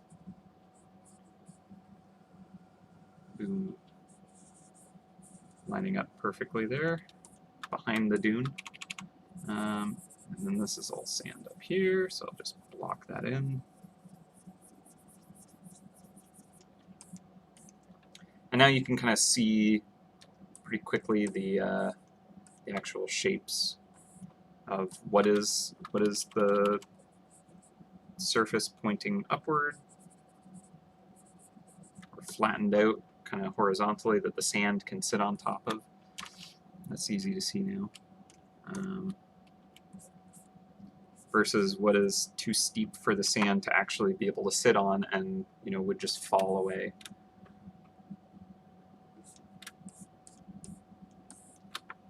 Right, and then I need that here as well. And looking at my kind of perspective really rough, quick reference. Kind of makes me think that maybe I need to give a little bit more top-down angle on this piece of earth here, just a bit. So we're looking down at it, so we see a little bit more of it kind of stretched out. So if it was, you know, my phone, instead of it being really shallow, we're kind of tipping it forward, so it's, you see kind of more like that. It's a bit wider.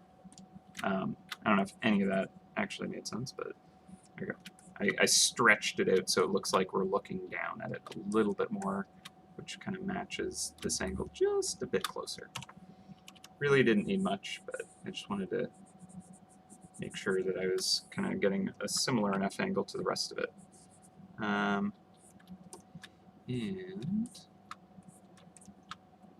don't like that lining up too closely.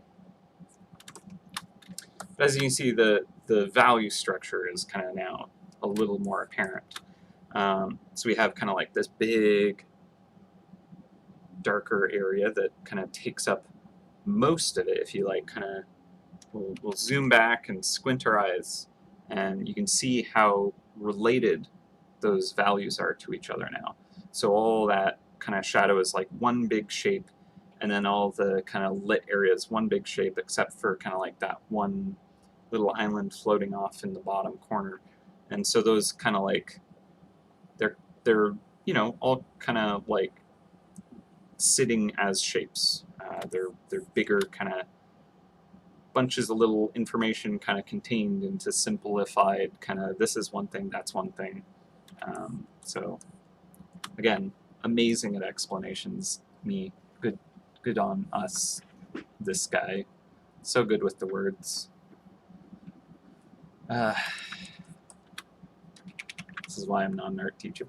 Yeah, so basically I'm just trying to like create, you know, shapes, big shapes. That's all one, that's all another. And then we can have these kind of just sitting on the edges in interesting places. I might even actually like move this one like over, oh, that's the layer. Over here instead, or, you know, back here. But obviously I need to make sure that it's not gonna, you know, sit weirdly with all this kind of stuff on top. So obviously, you know, I need to kind of make sure. I feel like it is still a decent spot for that, and maybe I'll pull it back even more. I feel like right now the contrast is super high, so it kind of makes it difficult to see what that could look like properly. So there we go. Knock that down. 19% before. So now those are kind of a little more blended in how they should be in the end.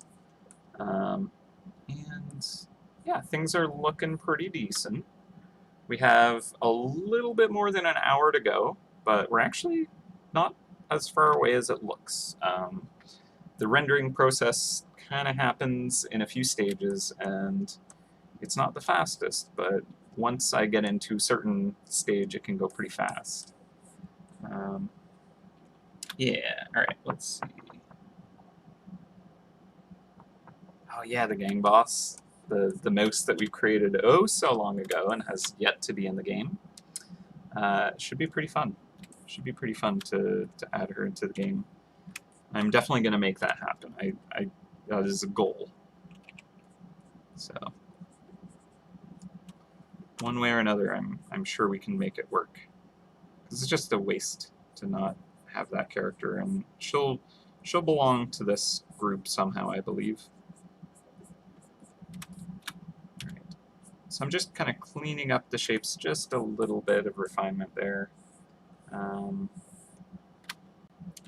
could kind of maybe have this come out and just tweak some of these shapes just a touch. Try and kind of help with the expressing the angles on everything. Let's see, cut this back a bit here, and I think I'll actually have that kind of smooth out.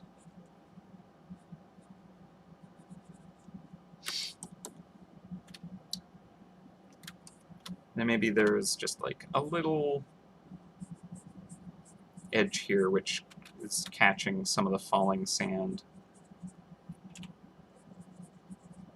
Especially since usually, well, at least for the island images I've been doing, I have the lighting in kind of the top right. So if I have that light coming in from that angle, you know, I'm gonna have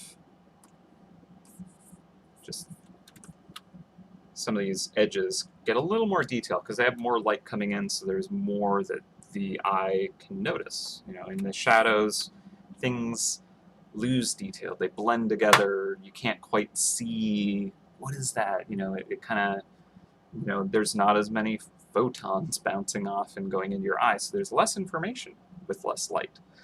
More light, more information, more detail. And then if you got like overexposed, there's almost too much light and it overwhelms your senses, and so it actually bleeds out information. So it's kind of the mid-tones that can kind of like have the most variety of kind of detail. And depending on how far the top modifier elements let me push things, you know, maybe I can get that overexposed feeling for this piece, and that could be interesting to play around with. But if I were to like overexpose the sand dunes, let's say, you know, like, and then the treasure chest and other things don't have that same lighting, it's not going to work. So I doubt I'll be able to pull that off. But now we have kind of like the silhouette of just the sand blocked in. So now we can kind of come in and lock that layer, come in with maybe a textured brush. Use this one and just kind of just quickly kind of hit where the light is hitting this. And it can be pretty rough. You know, it doesn't need to be perfect. So we're going to push it back and forth. Get a little more light on this flattened surface here. Now down here it might all be in shade. Just if this is kind of tucked in against the sides, maybe it's all kind of, the light is kind of being obscured by stuff up here. So we could go into kind of the cooler,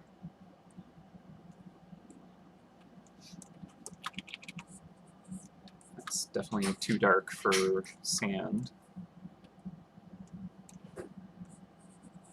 Like that could be maybe something closer to what the shadows of the sand might look like. Maybe I'll pull that back a bit.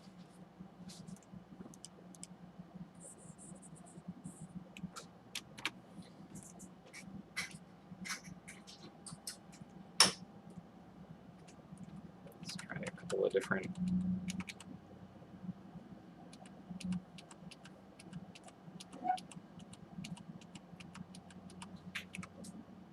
Now, of course, what happens with the modifier is going to change things for how I want to display this, but right now it's kind of just about exploring and seeing if anything works. So, you know what, I'll just pull it back a little bit. So I'll take this color now, and I'll use this as kind of my really quick just blocking in shadows. I don't need to do it everywhere. It's more like where it's really kind of occluded away, where the light's having a lot of difficulty getting to. It's like down here where the sand is just kind of like spilled off the edge and there's just no direct light. But like up here, yeah, it's in shadow, but it's also getting a lot of bounce light from the sand around it. And because it's some bounce light, it might be a lot more saturated because it's like sand reflecting the color of sand onto sand. So it's basically intensifying its kind of colors a bit. So we could go maybe warmer and more saturated for these shadows.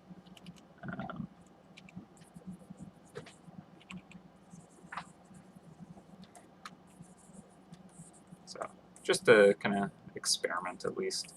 And you know, maybe I need to kind of pull up some sand reference. That's never a bad idea if you're trying to draw something specific.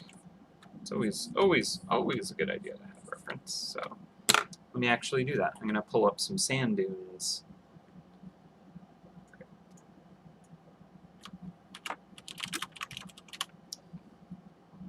All right.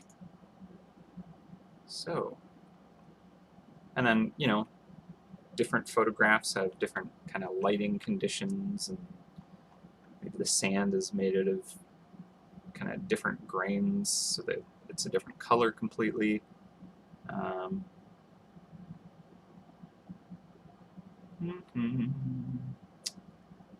All kinds of interesting looking pictures of sand.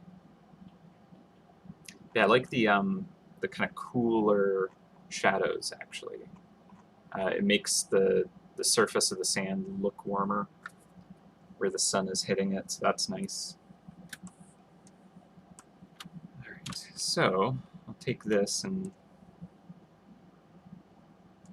darken it down, and maybe instead of going like blue, well, actually the purple kind of works, but desaturating the initial color actually kind of makes it changes the temperature, if you will.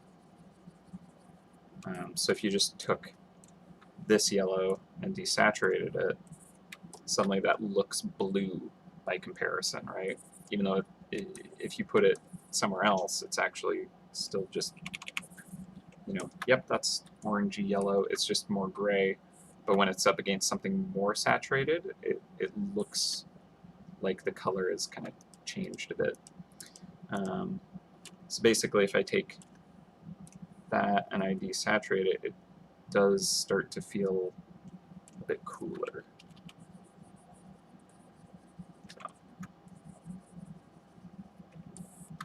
it's kind of what I want going on. I do like a little bit more of a value shift. It just kind of makes it a little easier to read. Maybe that's too much, though.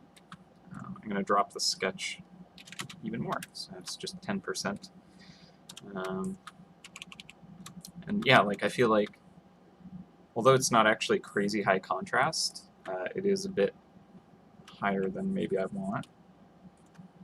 So I'll grab that and bring it back a bit.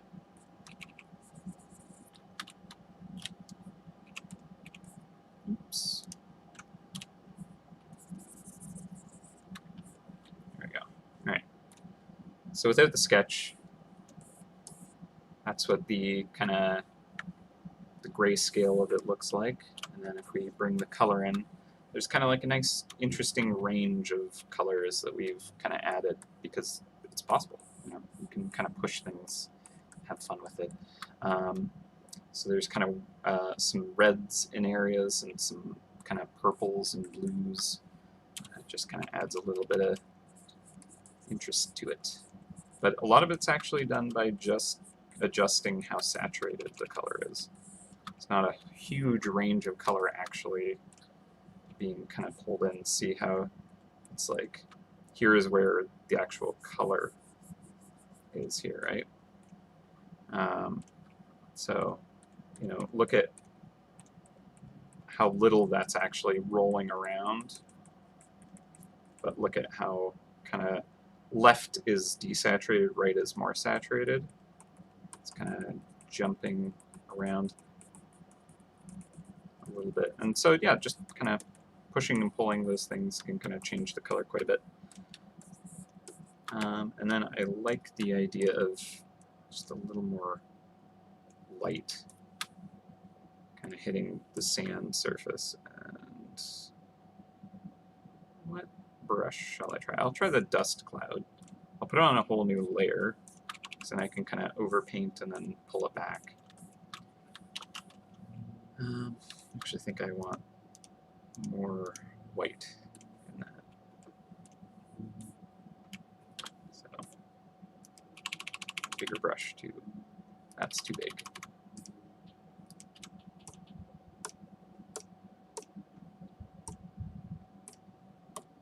All right, and not down there. Okay, so now I've overpainted. It's too much. In a bunch of areas, and because it's on its own layer, I can now just take my eraser and carve out of it where I don't want it to be anymore.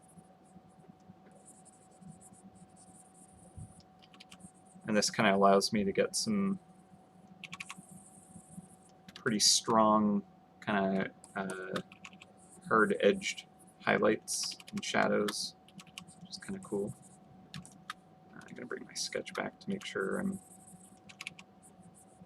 creating the shapes where I want them to be.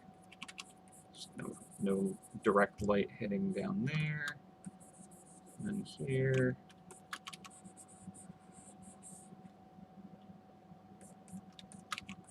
Same with this hatch area, pull it back there, and the shadow there.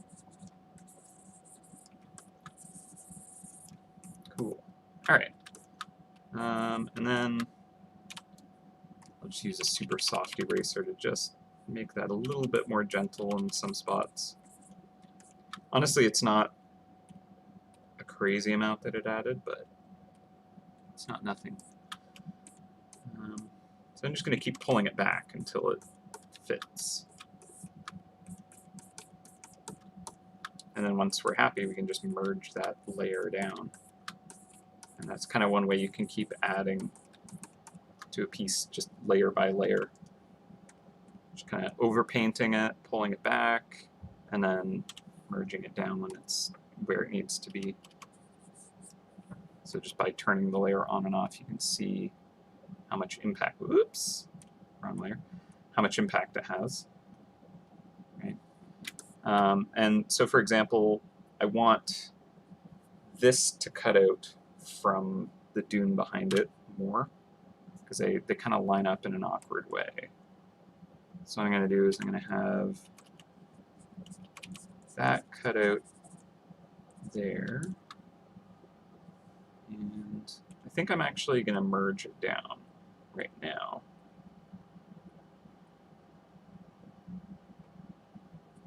Oops. That's what happens when you double click on a layer. Brings up the styles layer, or palette, whatever. Okay, yeah, I'm going to just merge that down. And now I'm just going to change the shape of that dune to kind of come more directly down, so that this little kind of hill that is suddenly starting to form on this island out here can kind of stand in front of it a little better. And now I need to make sure that I'm not messing up the modifier spot. I think that's okay. And let's turn off the sketch just to see how this reads. Just kind of clean up that shape a little bit. I think I'm going to pull this crest out here a little bit more, just so that there's a little more room for that modifier to sit in the shadow.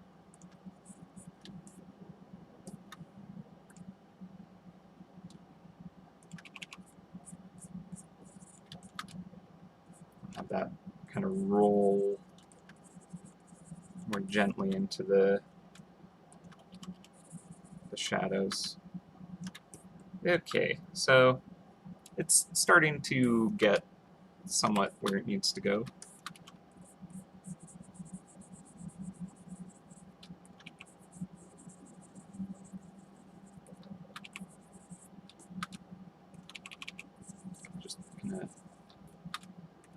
desaturate a little bit more. Basically, this is more of a flat kind of surface that I'm working on right here. And so because it's kind of more horizontally flat, it's maybe getting a lot of the light that's hitting it from the sky, which is kind of this blue, big blue, area. So all these shadows that aren't in direct light, they're going to be getting that kind of color light. The atmosphere is kind of casting this blue down onto it. So could we do green in here? Or is that the wrong kind of cold color? I feel like purple is probably the better direction. It's going more towards the red, but desaturating. Just kind of getting that blue into it. Now it's like so desaturated that it almost doesn't have any color at all. But like, see how much more blue that feels because of it? So bring a little bit more of that. And like down here, again, same thing. It's kind of like very horizontally flat, but it's also in shadow. So no direct sunlight, let's say. But it's also kind of like tucked in. So there's going to be a lot less light from the sky even coming in. So it'll be getting quite a bit more shaded, more occluded. But then again, how does that work with the crystal? Actually pretty good. That looks pretty interesting. Just because there's more glow potential on that darker surface, so I kind of like that. I'll leave that in that kind of more shaded feeling area, like I tucked it right against the side. And then let's get kind of this atmospheric color on the outer edge, where it's just desaturated basically. We'll go even darker, see what that does. So it's like really in the shade. We don't want to go too far. We need to respect what the material is. A white piece of paper in the dark with just a little bit of atmospheric light is going to appear lighter than, if it's on like asphalt or something. You'll still be able to see, oh, that's a white piece of paper on asphalt. It's just quite dark. So the same thing with, this bright sand in the shadow. Compared to the rock, which is definitely a darker surface color, it is going to be lighter, and within a ratio of that, right? So if this rock is, a certain amount of darkness when it's in the light, when it's in shadow, it's, it's shifted that amount, and then same with the sand. If it's this bright in this direct sunlight, when it's in shadow, it's shifted the same amount. So they stay relatively lit compared to each other. But then, like when this sand is like really tucked right up against the rock and there's like so little light that's able to bounce around and get to it, it's going to get darker there at least. But that kind of like level of kind of light being unable to, reach it, the occlusion of the light, it falls off quite quickly. Because light is very good at bouncing around and scattering and kind of hitting things. Quite good at it. So I'll leave it like that. I don't think it's perfect, but I think it'll help once I get the other parts rendered to be able to kind of like pull it to where it needs to actually be. So what I'm thinking is we'll do the underside rendering right now, which is really quick. So we're going to go more maybe like sandstone or even rock. So I'm going to go a little more gray. And we're also kind of looking for where it's turned away from the light, so it goes darker. And we'll block this in first. Actually, I'm going to just do a new layer for this right now. And that way I can kind of just really quickly do this, and I don't need to be too careful because I can just kind of push and pull it on its own separate layer after the fact. Alright, so just really quickly trying to get those forms. So this maybe is getting quite dark in here because there's a lot of things blocking the light from getting in there. Things are literally in the way, and the light can't quite reach it. So I don't like when Photoshop pulls up menus when I'm hitting hotkeys. It's as if my computer is like, you're holding down the Alt key right now, so you want me to pull up menus, right? But I do not have the Alt key clicked. So I don't know how that happens, but it happens quite regularly. And it is a bother. Okay, so popping this into grayscale, there's a huge amount of contrast change. And part of it is I think I need to make the sand darker in some shaded areas. So for example, here, I think this could all fall into the shadows quite a bit more. Maybe in there, maybe more down here. And then another part is where this rock is in the light, I think I could go brighter. So just quickly try that out. Again, this is its own separate layer, so I can just kind of, mash things around and see if it works or not. I think I'll probably end up bringing a lot of warm colors into the rock, but right now I'm just using basically a very desaturated color. So actually, let me maybe, it's probably way too warm, but I do want to get a little more saturation in it. Let's try that.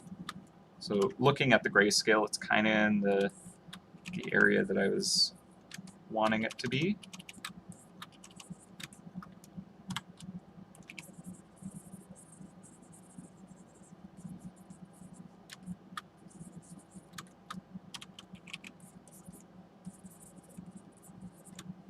Okay. All right.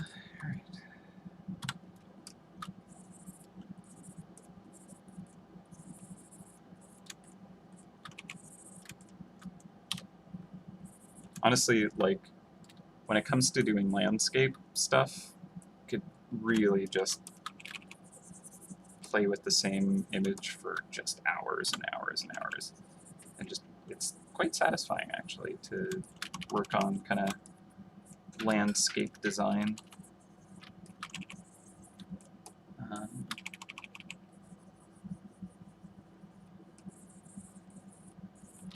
I'm not even like doing high fidelity details. It's just kind of like having fun experimenting because there's just so much you can try out and see what works. But yeah, obviously I can't do that forever. It's deadlines and all that. Bring a little bit more of that sand color into it. I feel like it's definitely gotten a little bit too different a color. It's a little too warm.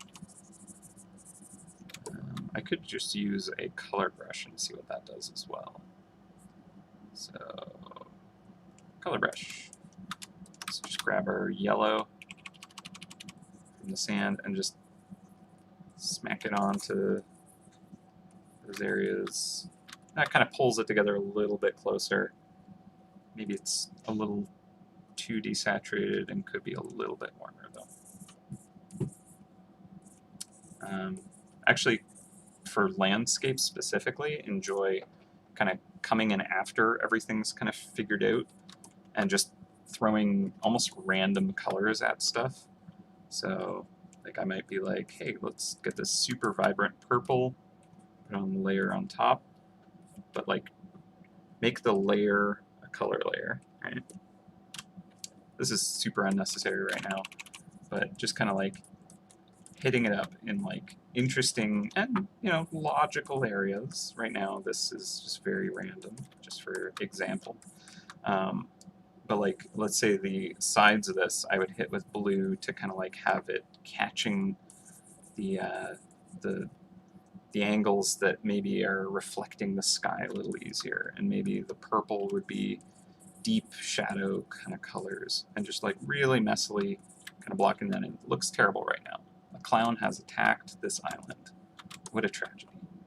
But then you knock it down to like maybe 20%, maybe lower. Sometimes like 5% is as far as it needs to go. But it adds just a little touch of life to it. And honestly, it's almost imperceivable. And, you know, I do it with a little more care. And also, after everything's done, it's just kind of like the final tweaking. But just adding that little kind of like variety can actually really kind of punch up a piece. And I don't even know if you can see it. This is higher than I would have it right now. But yeah, it's kind of a fun thing to add into a piece. I'll put it at 19%. There we go. All right, but I don't need that right now. I'll add that back in later. As I said, that's the final detail. Yeah, the Disco Law Island. Exactly. All right, so we have kind of some of this sand dune island starting to kind of come together. Without the sketch, you can actually see how it all kind of, you know, fits. This shape feels off. This dune feels off. So I'm gonna modify those. But I'm at a point where I'm like close enough to being happy with it that I'm actually gonna merge things together. Because there comes a point when I like to, especially for landscapes, kind of smash it all into one layer, and then I can do things like blurring edges and push and pull things, and kind of lose details on purpose. So that's actually a thing you want to do at times, you know, to make the shadows feel even more in shadow.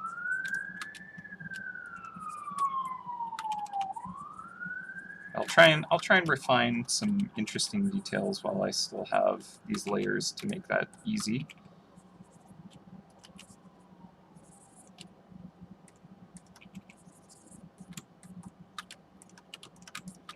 Maybe with the edges that are pointing, you know, very vertically.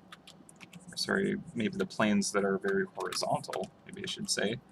I'll try and kind of match that sand color more. So I imagine that's what those surfaces would have as lighting condition.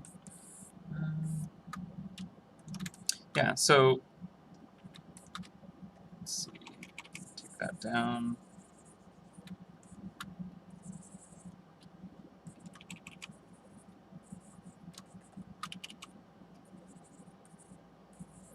And let's look at this as a very small image and see how well that holds up, because that's super important.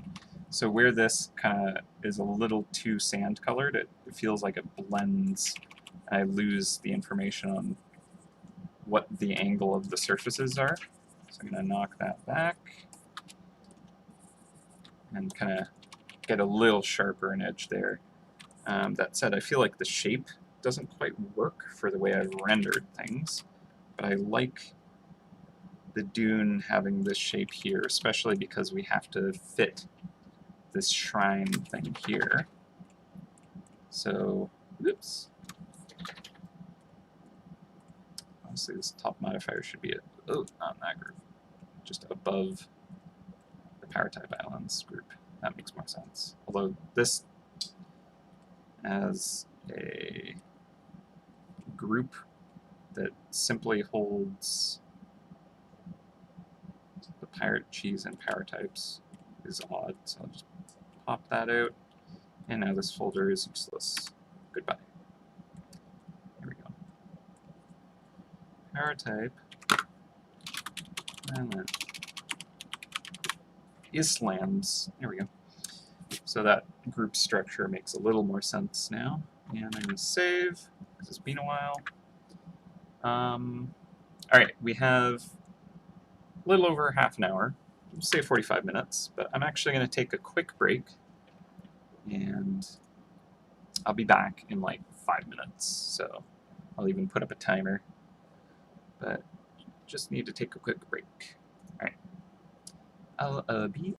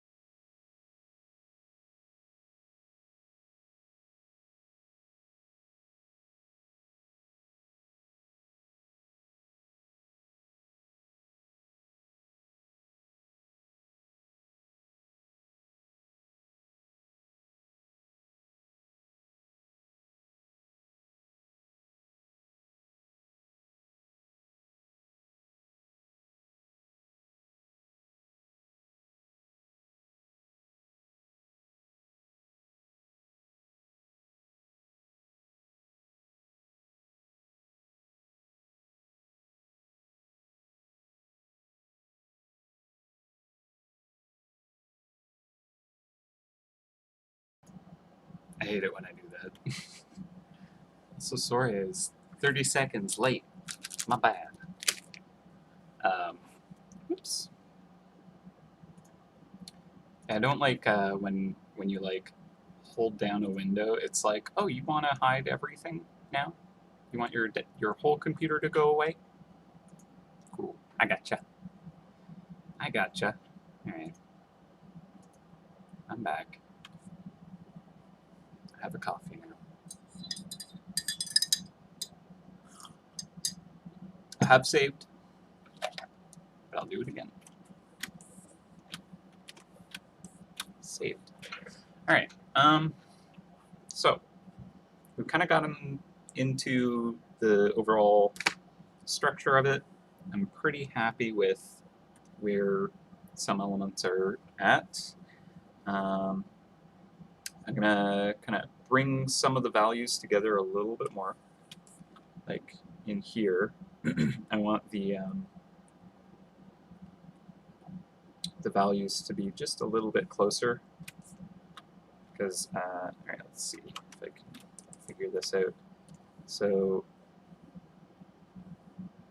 I feel like how bright this is up here compared to how bright that is. You know, this is the sand, this is the rock. Sand, rock. It's a bigger difference there. I feel like maybe I need to bring the rock up. But then like here, it's this bright, and then that dark. Maybe that's not as bad. But I feel like that jump should be somewhat consistent. But then again, like it can depend. Like over here, maybe there's more sky kind of coming in and influencing this, and this is really kind of facing directly away from where the light is coming from, and there's less stuff bouncing light. Whereas here, for example, this surface would have light bouncing from the sand down there.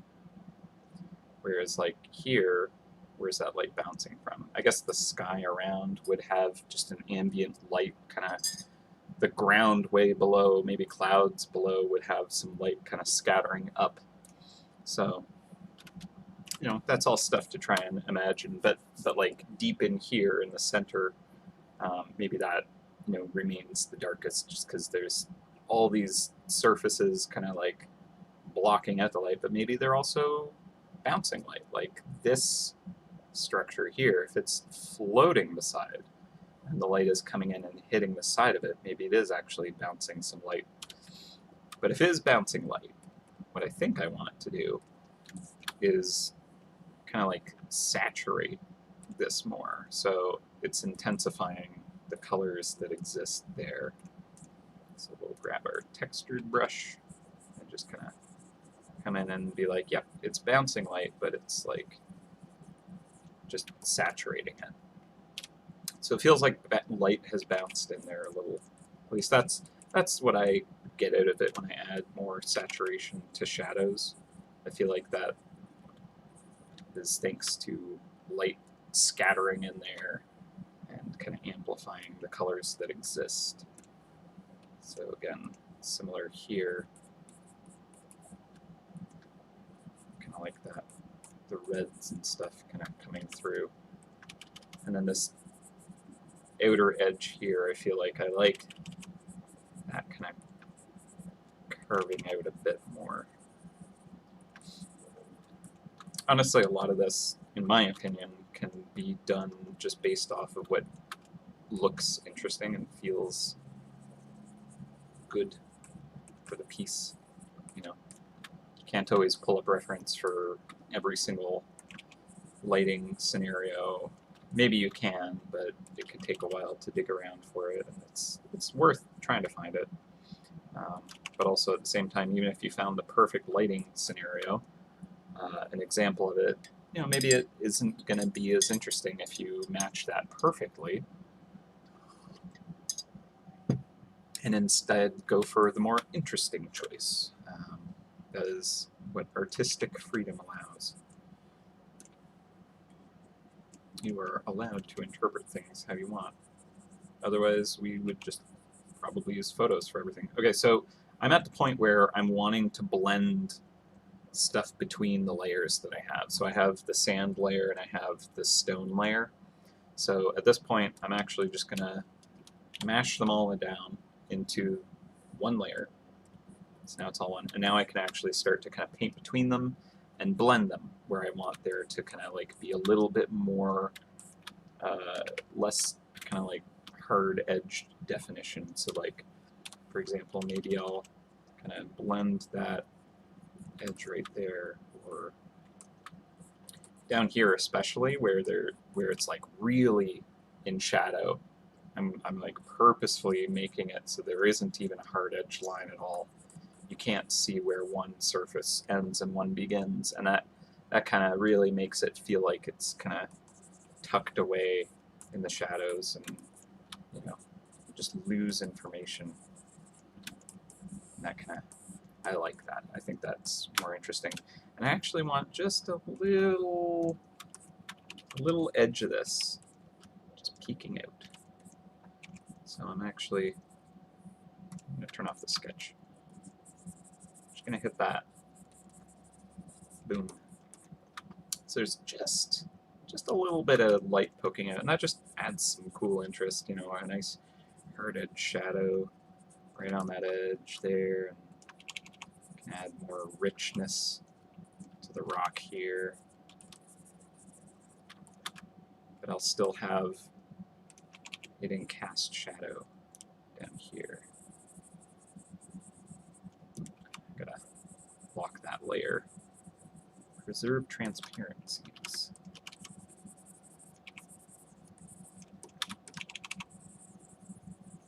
Okay, so that's just interesting. You know, that's just a choice that draws the attention, but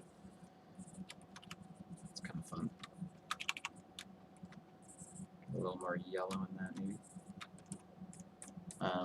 Yeah, so since it's all one layer, I'm at a point where I can kind of just start pushing and pulling here and there, then making sure to turn on the modifiers every once in a while to see, okay, how does this interact? So one of the things that the sky glass does is it kind of creates its own lighting. It has a bit of a glow to it, so what I'm going to do is I'm going to pop a new layer on top just to try this out. And there's a lot of like blues and purples that it's casting. So trying to imagine what would this rock want to pick up? What colors of light would it reflect based on what it's made out of? You know, so we'd get maybe kind of like in the grays where it's, you know, a little bit maybe on the purple side of that. And then I'm just gonna throw a little bit of that in to make it look like that cluster of glass, sky glass, is kind of casting a little bit of light in here. So now when the sky glass exists, this makes sense. You know, it's like, oh yeah, that looks like it's lighting up those shadows, and that's cool. But now let's see what it looks like if I turn that off. So now it's kind of like, it doesn't make too much sense. I don't know why that light is there. So what I'm going to try and do is justify that. So I think because we don't have that purple from the sky glass, but we do have the blue from the sky, maybe I'll shift it a little more blue, because that does at least kind of like make a little bit more sense. But now, what I think needs to happen is I just need to pull it back to the point where it's like, yeah, all right, I excuse that being there. It seems okay.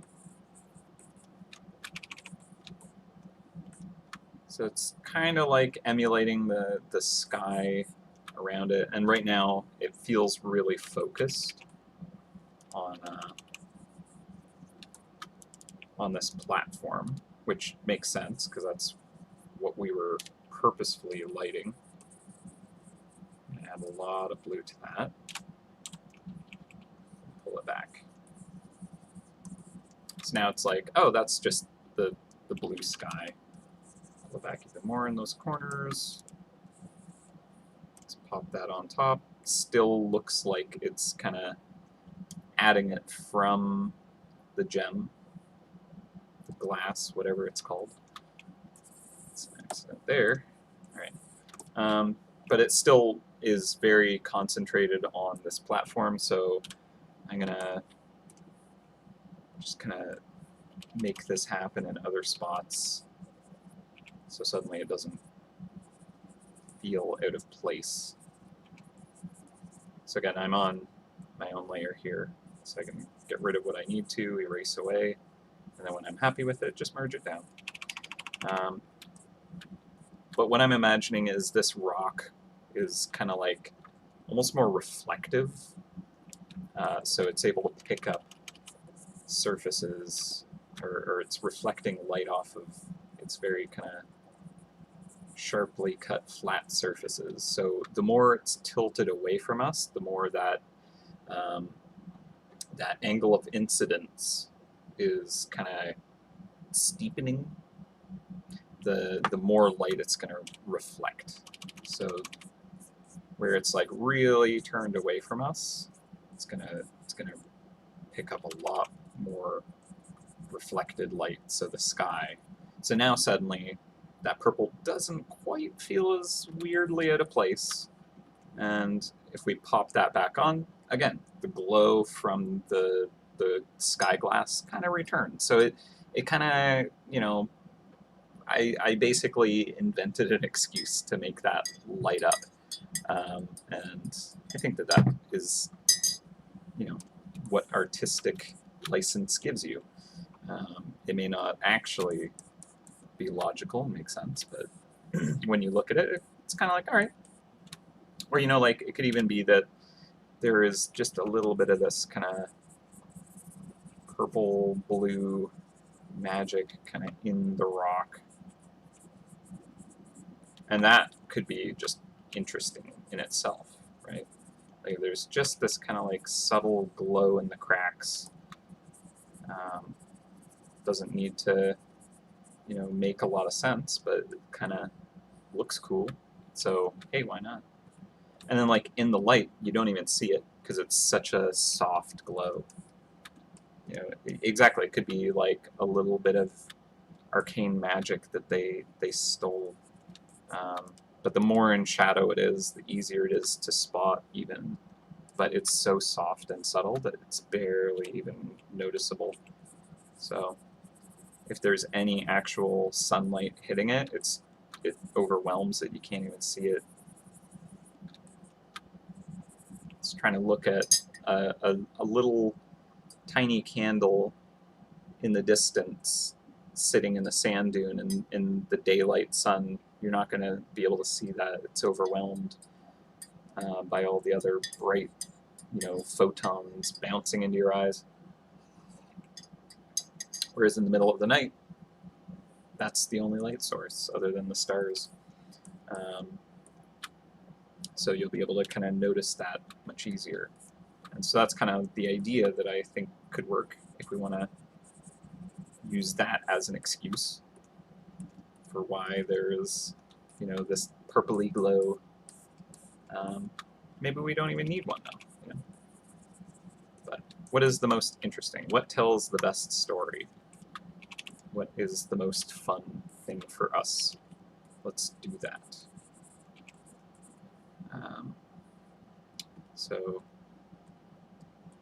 And now we can kind of like, because it's on its own layer, we can see what it was before and what it is now and what works, you know. I think maybe it's a bit too much even. Maybe we take a nice soft eraser and pull it back, definitely pull it back down here. But then where it's at the edges, I think I could leave that. Pull it back here. I like that little bit of purple on that edge. It helps cut it out.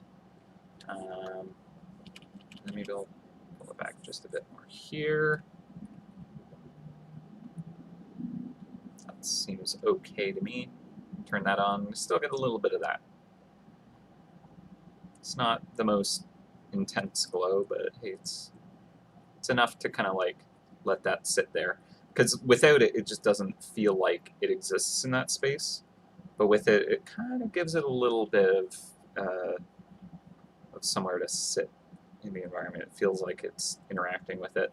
So now that I see this vein here, I want to change what shapes are happening here. That doesn't fit with my design anymore. So I'm going to change that plane a bit. I think that that's okay. I think I'll leave that.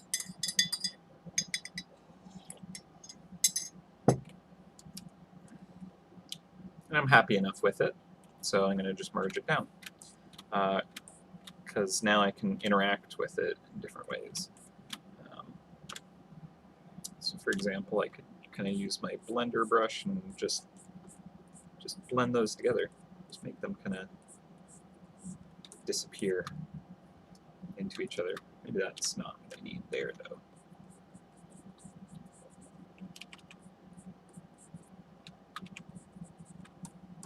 All right, so this I want to flatten. Flatten that shape. Just make it one flat surface, and I'll use this to help express that angle.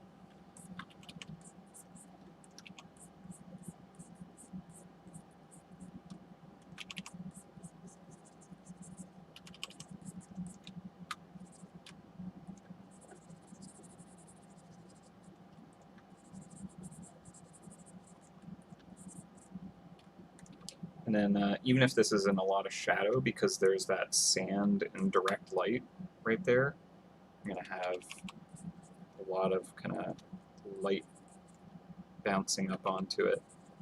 And I like going a little more orange in this area just because that makes the ore kind of sit in that space a little better too.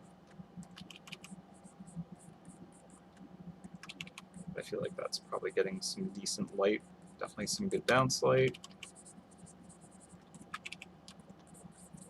I don't know if that shape quite works. Maybe I just make that all sand, but I was kind of thinking, oh yeah, maybe there's just like this shelf of rock, so the sand is kind of sitting in different spots on it. So yeah, that's okay. Let's see, get more bounce light in here.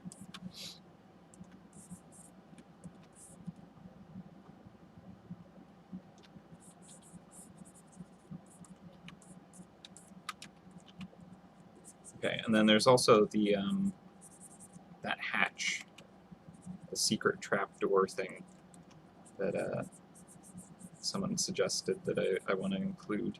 So that certainly tells a bit more of the lawless, hidden, secret base story that I think is totally perfect for this group of mice. So let's make sure to include enough space and information for that to happen. Okay, so turn on that sketch, and I'm going to turn the sketch up a bit so I can see it. Okay, so we can see it now, and what I'm thinking is I'll keep it in a relatively grounded color so it kind of blends in, but we could use our value structure to try and kind of like make it stand out just the right amount. So right now it's in the shaded side. We could, the way it's angled, we could make it be hit by light kind of up on this edge here, which could look good. And then a lot of it could be in shadow with just like little details being hit by the light, which is kind of perfect. It just kind of catches the eye, you know, not like revealing all of its detail, but just kind of catching your eyes is what I want. So I'm gonna start with a more middle tone. It's a bit darker, I guess. Because I guess the sand here is like the mid-tone, and then this is more of a shaded, darker value. But because it's like a dark value on a mid-tone, the contrast isn't as high. But then because it's kind of going over into the lit area now, suddenly it's quite high contrast, right? Because it's dark on light, which pops it right out. So I feel like that's actually too dark for it to kind of be blended in. Let's take a quick look at it with color. That's not too bad. It kind of feels like it is a part of the environment, but maybe we want the color to be a bit different, but the values to be more matched. So I'm going to grab a mid-tone now, and I'm just going to kind of knock it all back a little bit.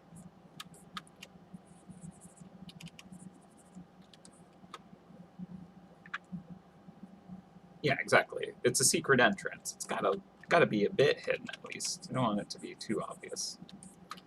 So I'm just catching the light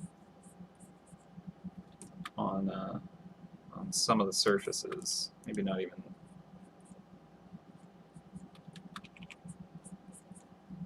that. All right, I'm gonna turn the sketch down, so I feel like it's kind of interfering with the read a bit. So here, it's going to have some shadow. It's like a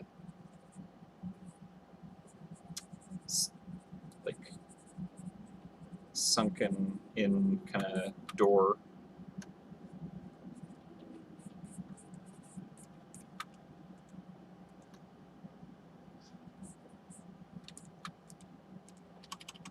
Just catch just a bit of light on the sand there, maybe. And this could even be more in shadow.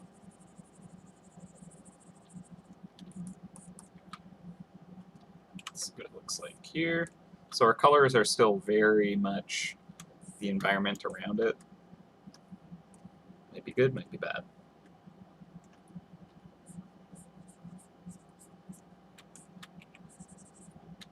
I feel like I want to lower where that sand is spilling in a bit.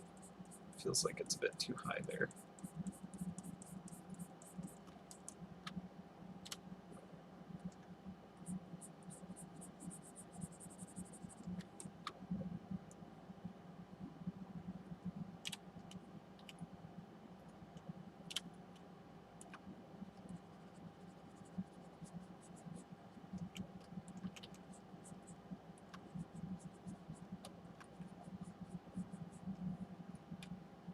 And then just the sand itself kind of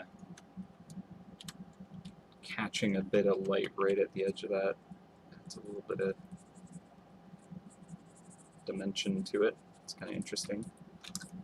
Helps draw the eye, and just that spot, I think we can get like some gold in the color of it too. Like right where it transitions into the shadows, I kind of like to amp up a bit more kind of richness in the color. Just adds a little bit of nice depth to it. And we can do that everywhere, really.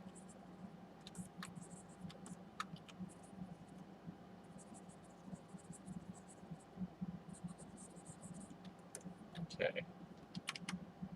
So that isn't terrible. Maybe. Maybe terrible.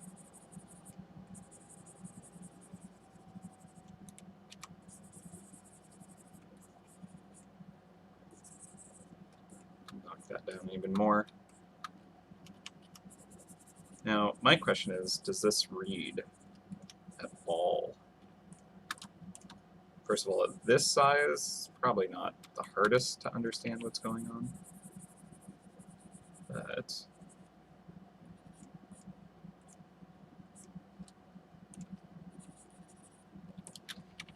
jump out. any idea what we're looking at.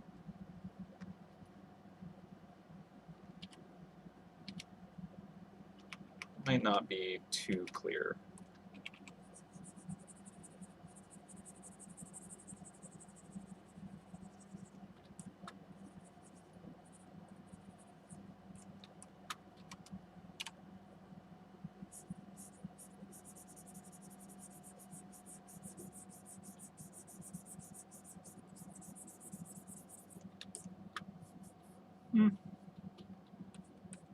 Yeah, it might be a little vague without knowing what it is from the get-go.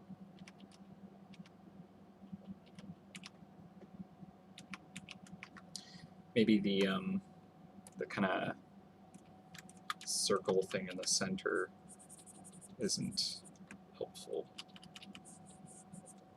Maybe just making it more of a door would be the best choice. So if it's more of a just kind of sunken in door, right, that's probably going to be easier to read and just understand what it is. So I just kind of do this. I feel like maybe that reads as a secret entrance a little bit better, at least.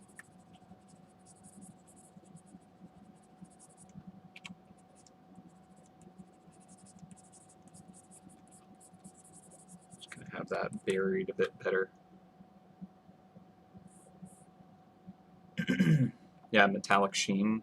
Yeah, like that's another thing, is we could change the color and try and express what the material could be. Maybe just making sure there's more vertical read to it to make sure it is more like, yes, that is the dimensions of a door, right? So we give it a bit of a shine right on that edge, give it more metallic coloring. All good there. That would probably help. And then maybe brightening up the door itself.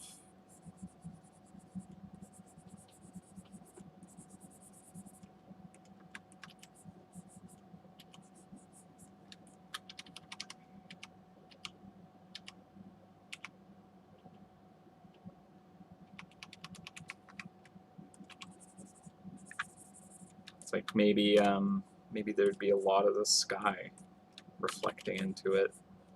You know, it is just kind of pointed up at you know, the bright blue sky there, so it would make sense if it caught a lot of that color. The sand where that's kind of cutting in can help describe the shapes.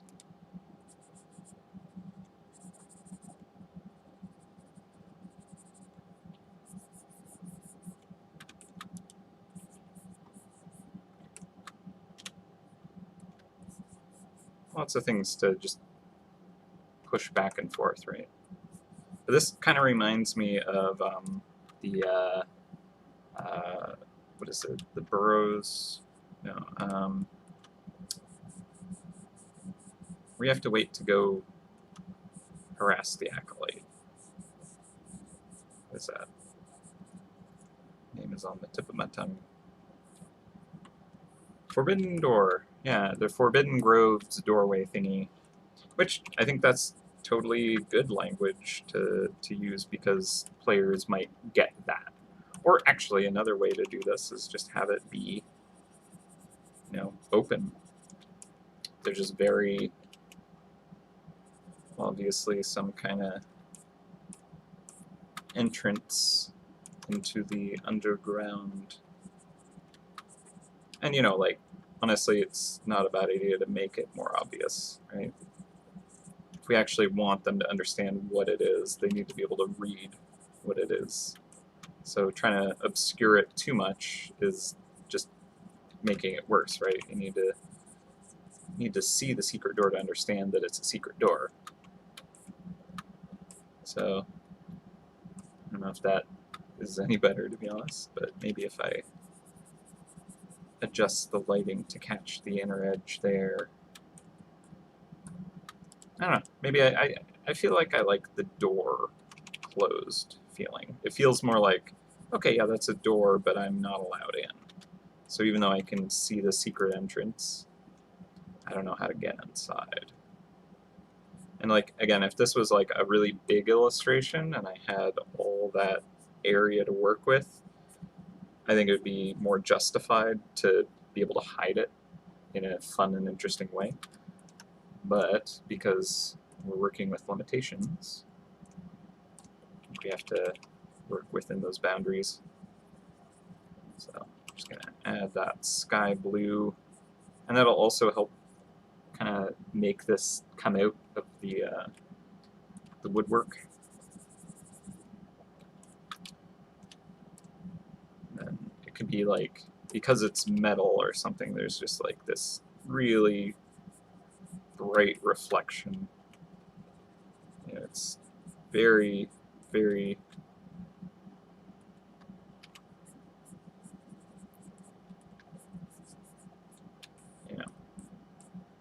yeah, don't miss it, because it's metal in the hot sun or something, you know, reflecting the sun into your eyes.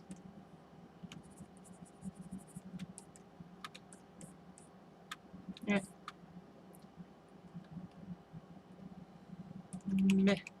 I don't know.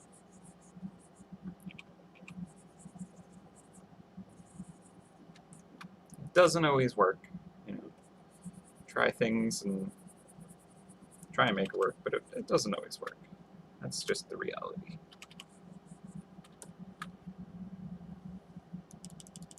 Pull it back a bit. I think I went too far with that. All right.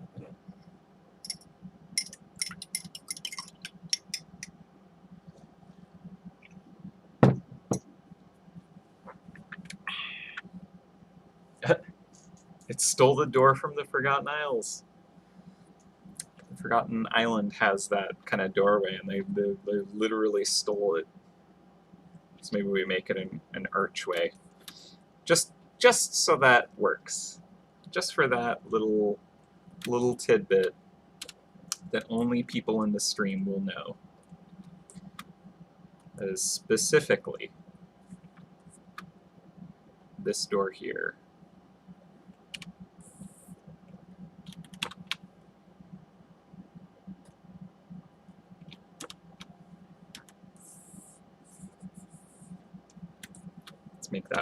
Let's make that a thing. Pardon me. Alright, so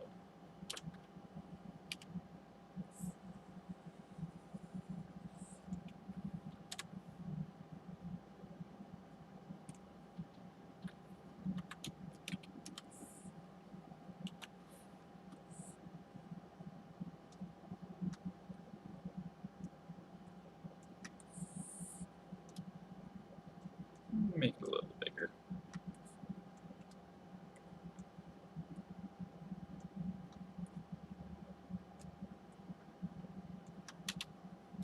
Alright. I just wanted it close enough that I can kind of match it.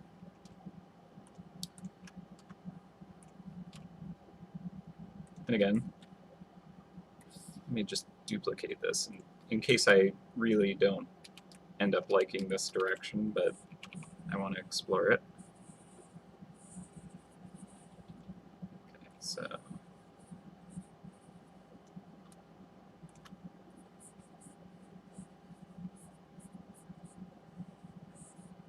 just because it's a fun idea.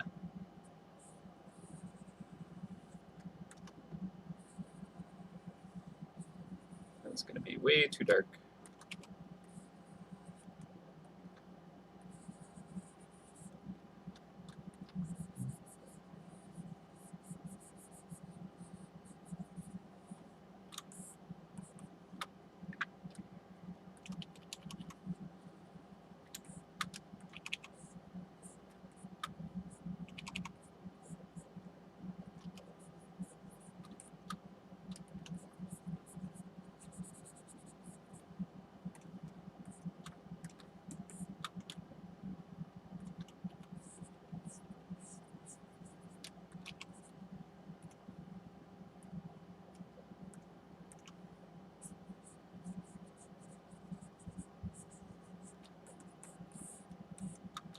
Alright.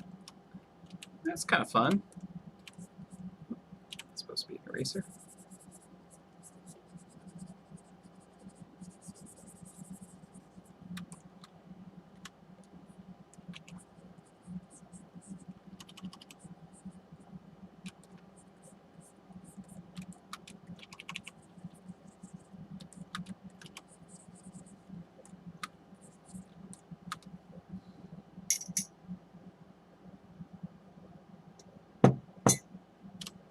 Yeah, definitely easier to understand what this is when it's so zoomed in. You are certainly not going to be seeing it at this resolution. Hence why it needs to be more obvious if we're going to keep it.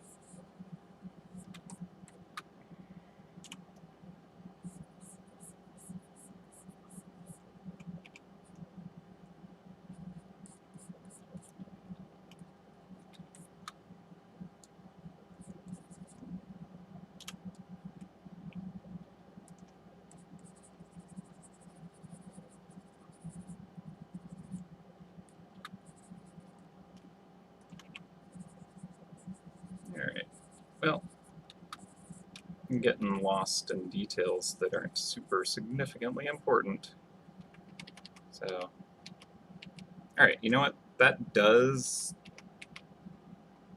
read as maybe an archway. You know, it's not terrible. I'm going to shift it over, I think, a little bit.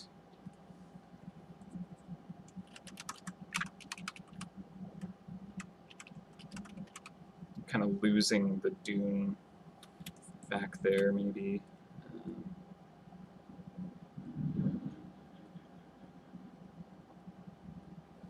I need to bring a little more highlight to the edge of that. I'm going to bring this down here, even.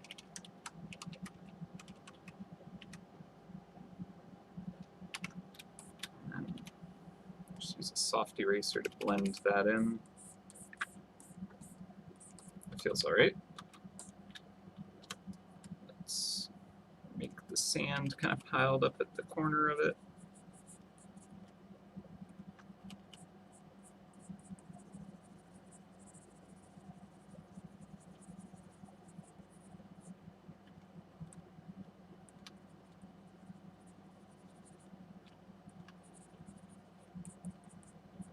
Just kind of blending that in just a little bit more. And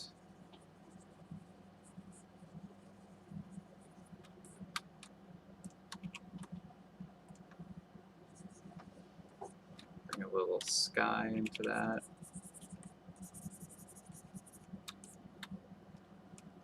Just to bring a little bit of attention to the shape of the door. Okay, I think that that's enough. You know, I could just keep at it, as you know I'm apt to do. But I shouldn't.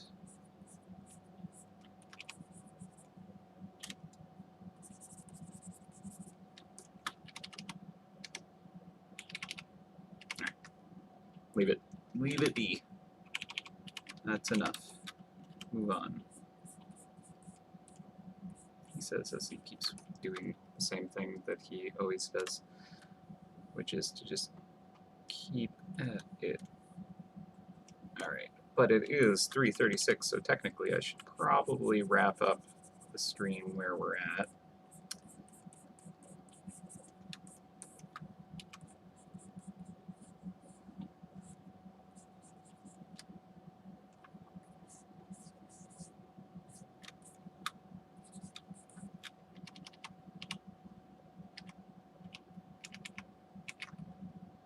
Probably.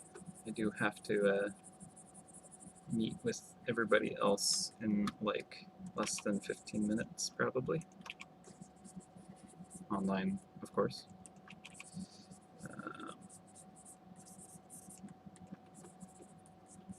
Alright. Well, I honestly thought that I might have gotten a bit further with this piece. The other islands I've been able to kind of wrap up in a smaller time frame.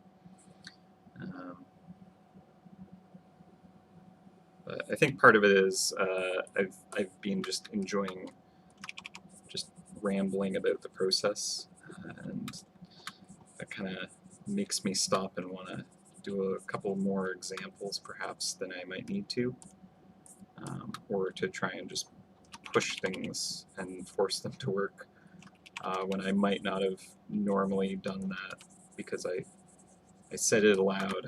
I figure, all right, well, let's make that work, figure that out.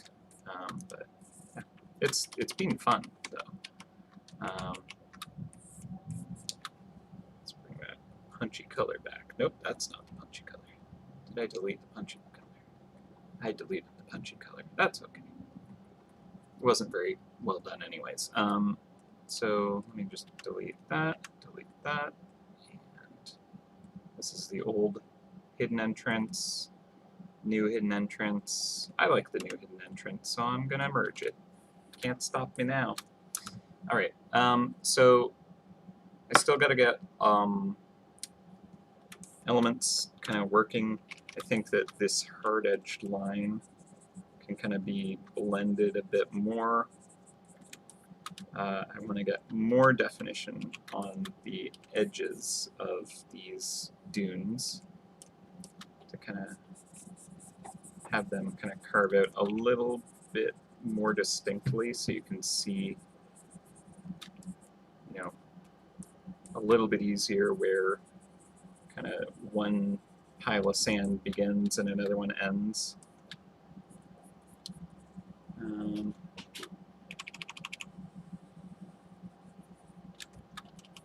I don't need to join them until 4 o'clock, so let's just keep working for a little bit longer. Just kind of capturing those things that I really probably should very quickly. And bring just a little bit more definition to some planes that I think need it right now. So that's nice. I'm going to bring more saturated color right to the edge of this though. So I think that looks cool.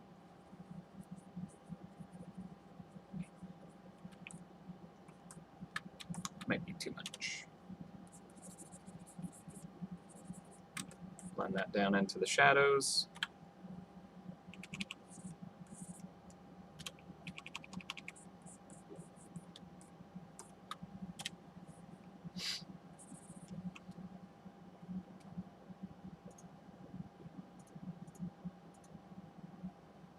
I mean, hopefully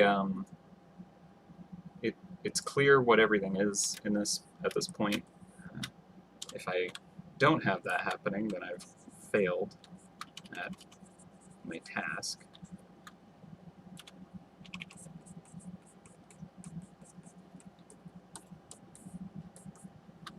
And this edge here. I'm going to have this swoop and lose that super bright color and turn into that shadow. So hopefully that works. I think each of the modifiers has the potential to sit decently.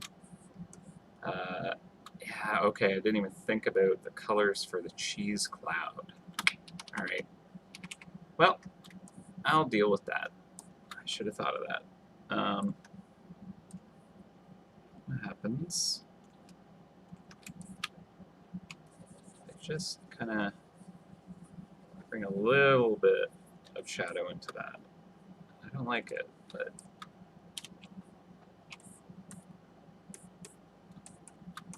sometimes we just gotta try things that don't work, just to know.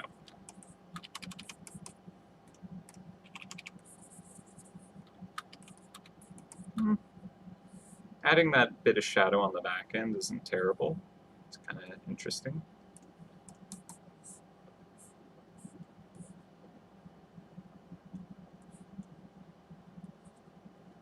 Okay.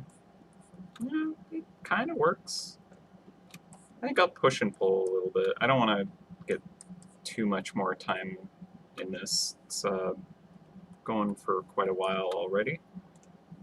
but I feel like I'm pretty close to it, so where it needs to be, that is. Just lightening up these surfaces, because right now it's very high contrast.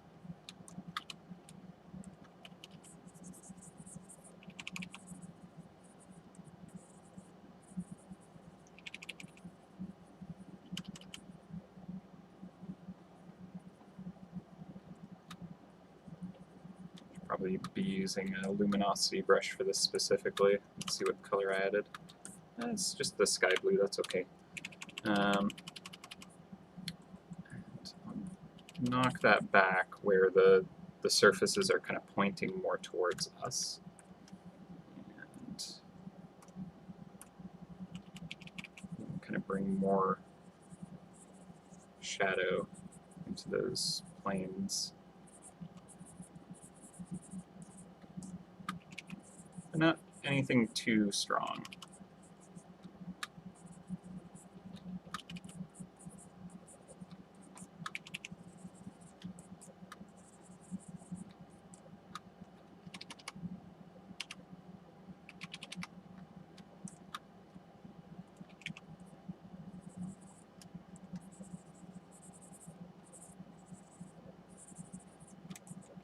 Okay, well, I'm pretty happy with that. I think it's at a point where it's like, okay, I might push and pull just the tiniest details here and there,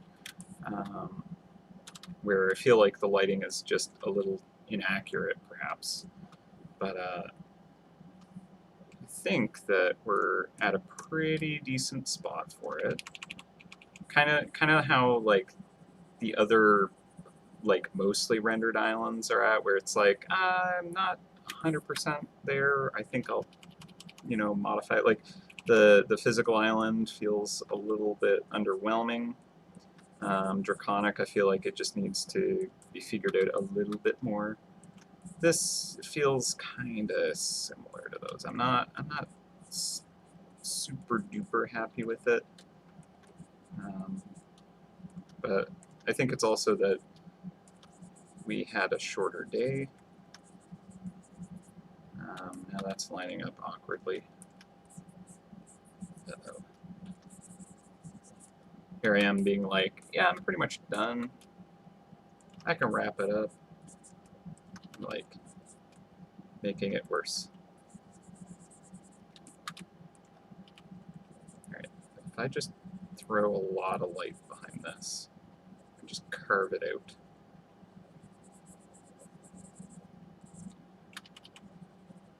Boom.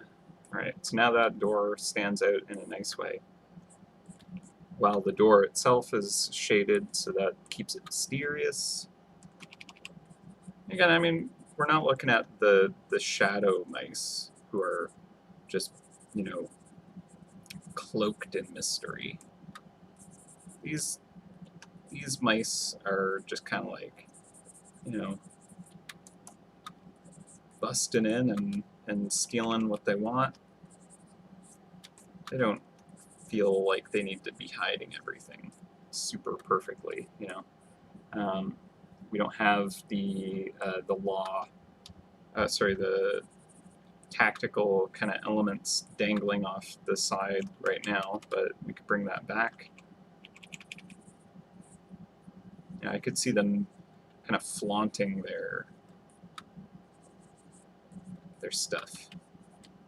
So making that door super hidden, not a huge priority for them, I don't think. Probably not a big deal. Who's gonna come after them anyways, huh?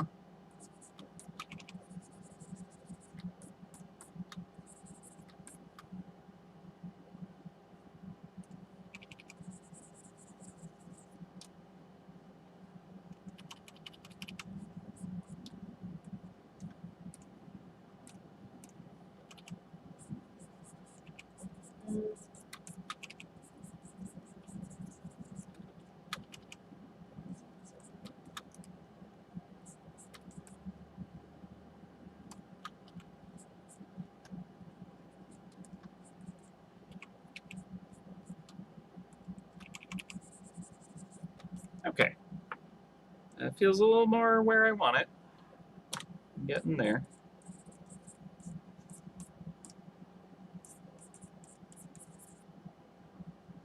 Cool. Okay. Top modifiers on. Treasure chest, I'll probably tweak that a little bit.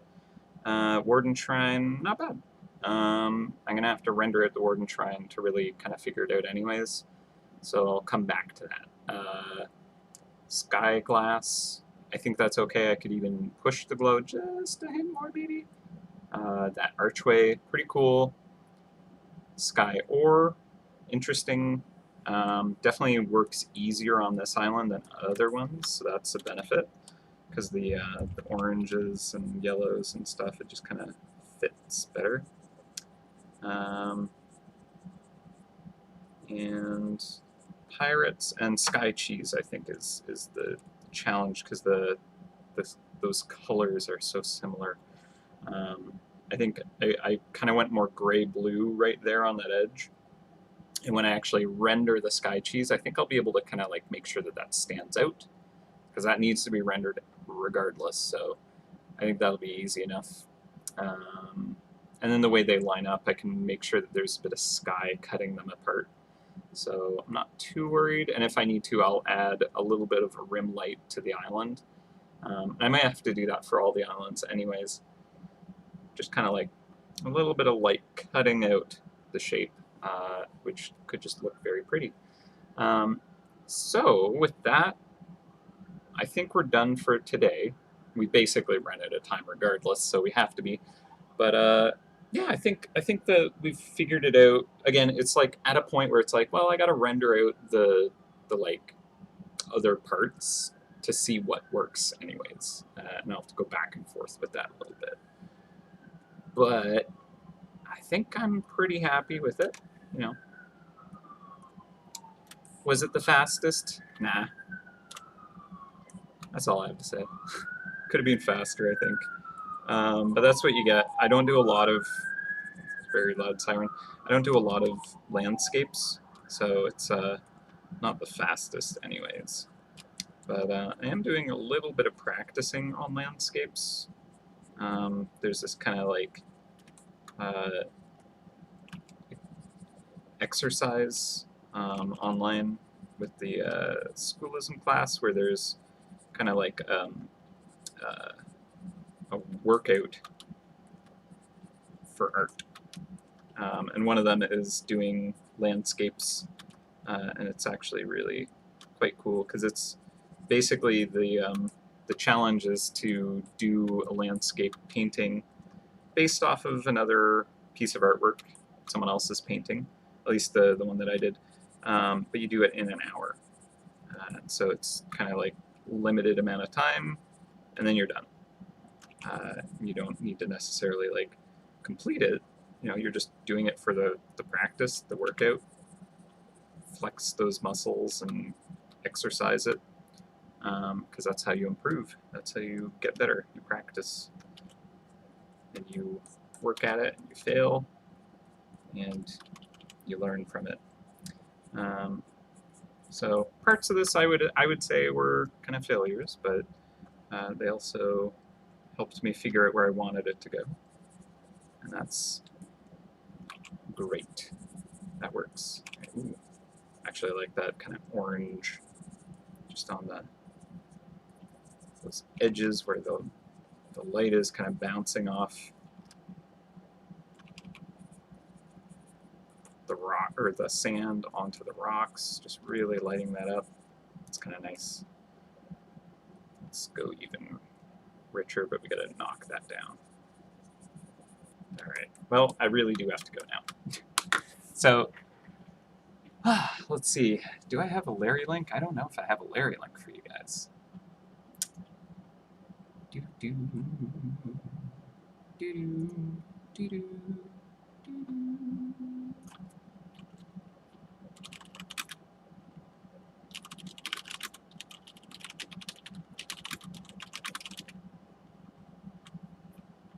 I don't think I have a Larry link.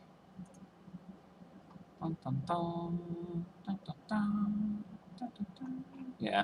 All right. Well, It's a bit of a weird stream today, so I might not be able to get you that Larry link yet. But I should post these on my art page. I have not posted anything there for a long time. I'll see if I can get a Larry link when I do that. So, oh, someone messaged me. Oh, that's not. Okay. I thought it was maybe a Larry link out of the blue. Okay, so thank you so much for tuning in. Hopefully this was entertaining for you. I rambled a lot, and our viewer count has dropped significantly in the last hour, so fair enough. I'm going to head out. I'm going to go hang out with the office crew, do some socializing with them. It's been 4 hours of rendering sand, so good job. Hope you had fun, guys. I'll see you probably in 2 weeks, and hope you guys have a good, awesome, great weekend. Happy hunting to you all. Stay safe out there, and I'll see you next time. So, until then, take care, everyone. Go to my art page in a little bit, and I'll have this posted, and I'll see about getting a Larry link. But until then, I'll see you next time. I'm bad at goodbyes.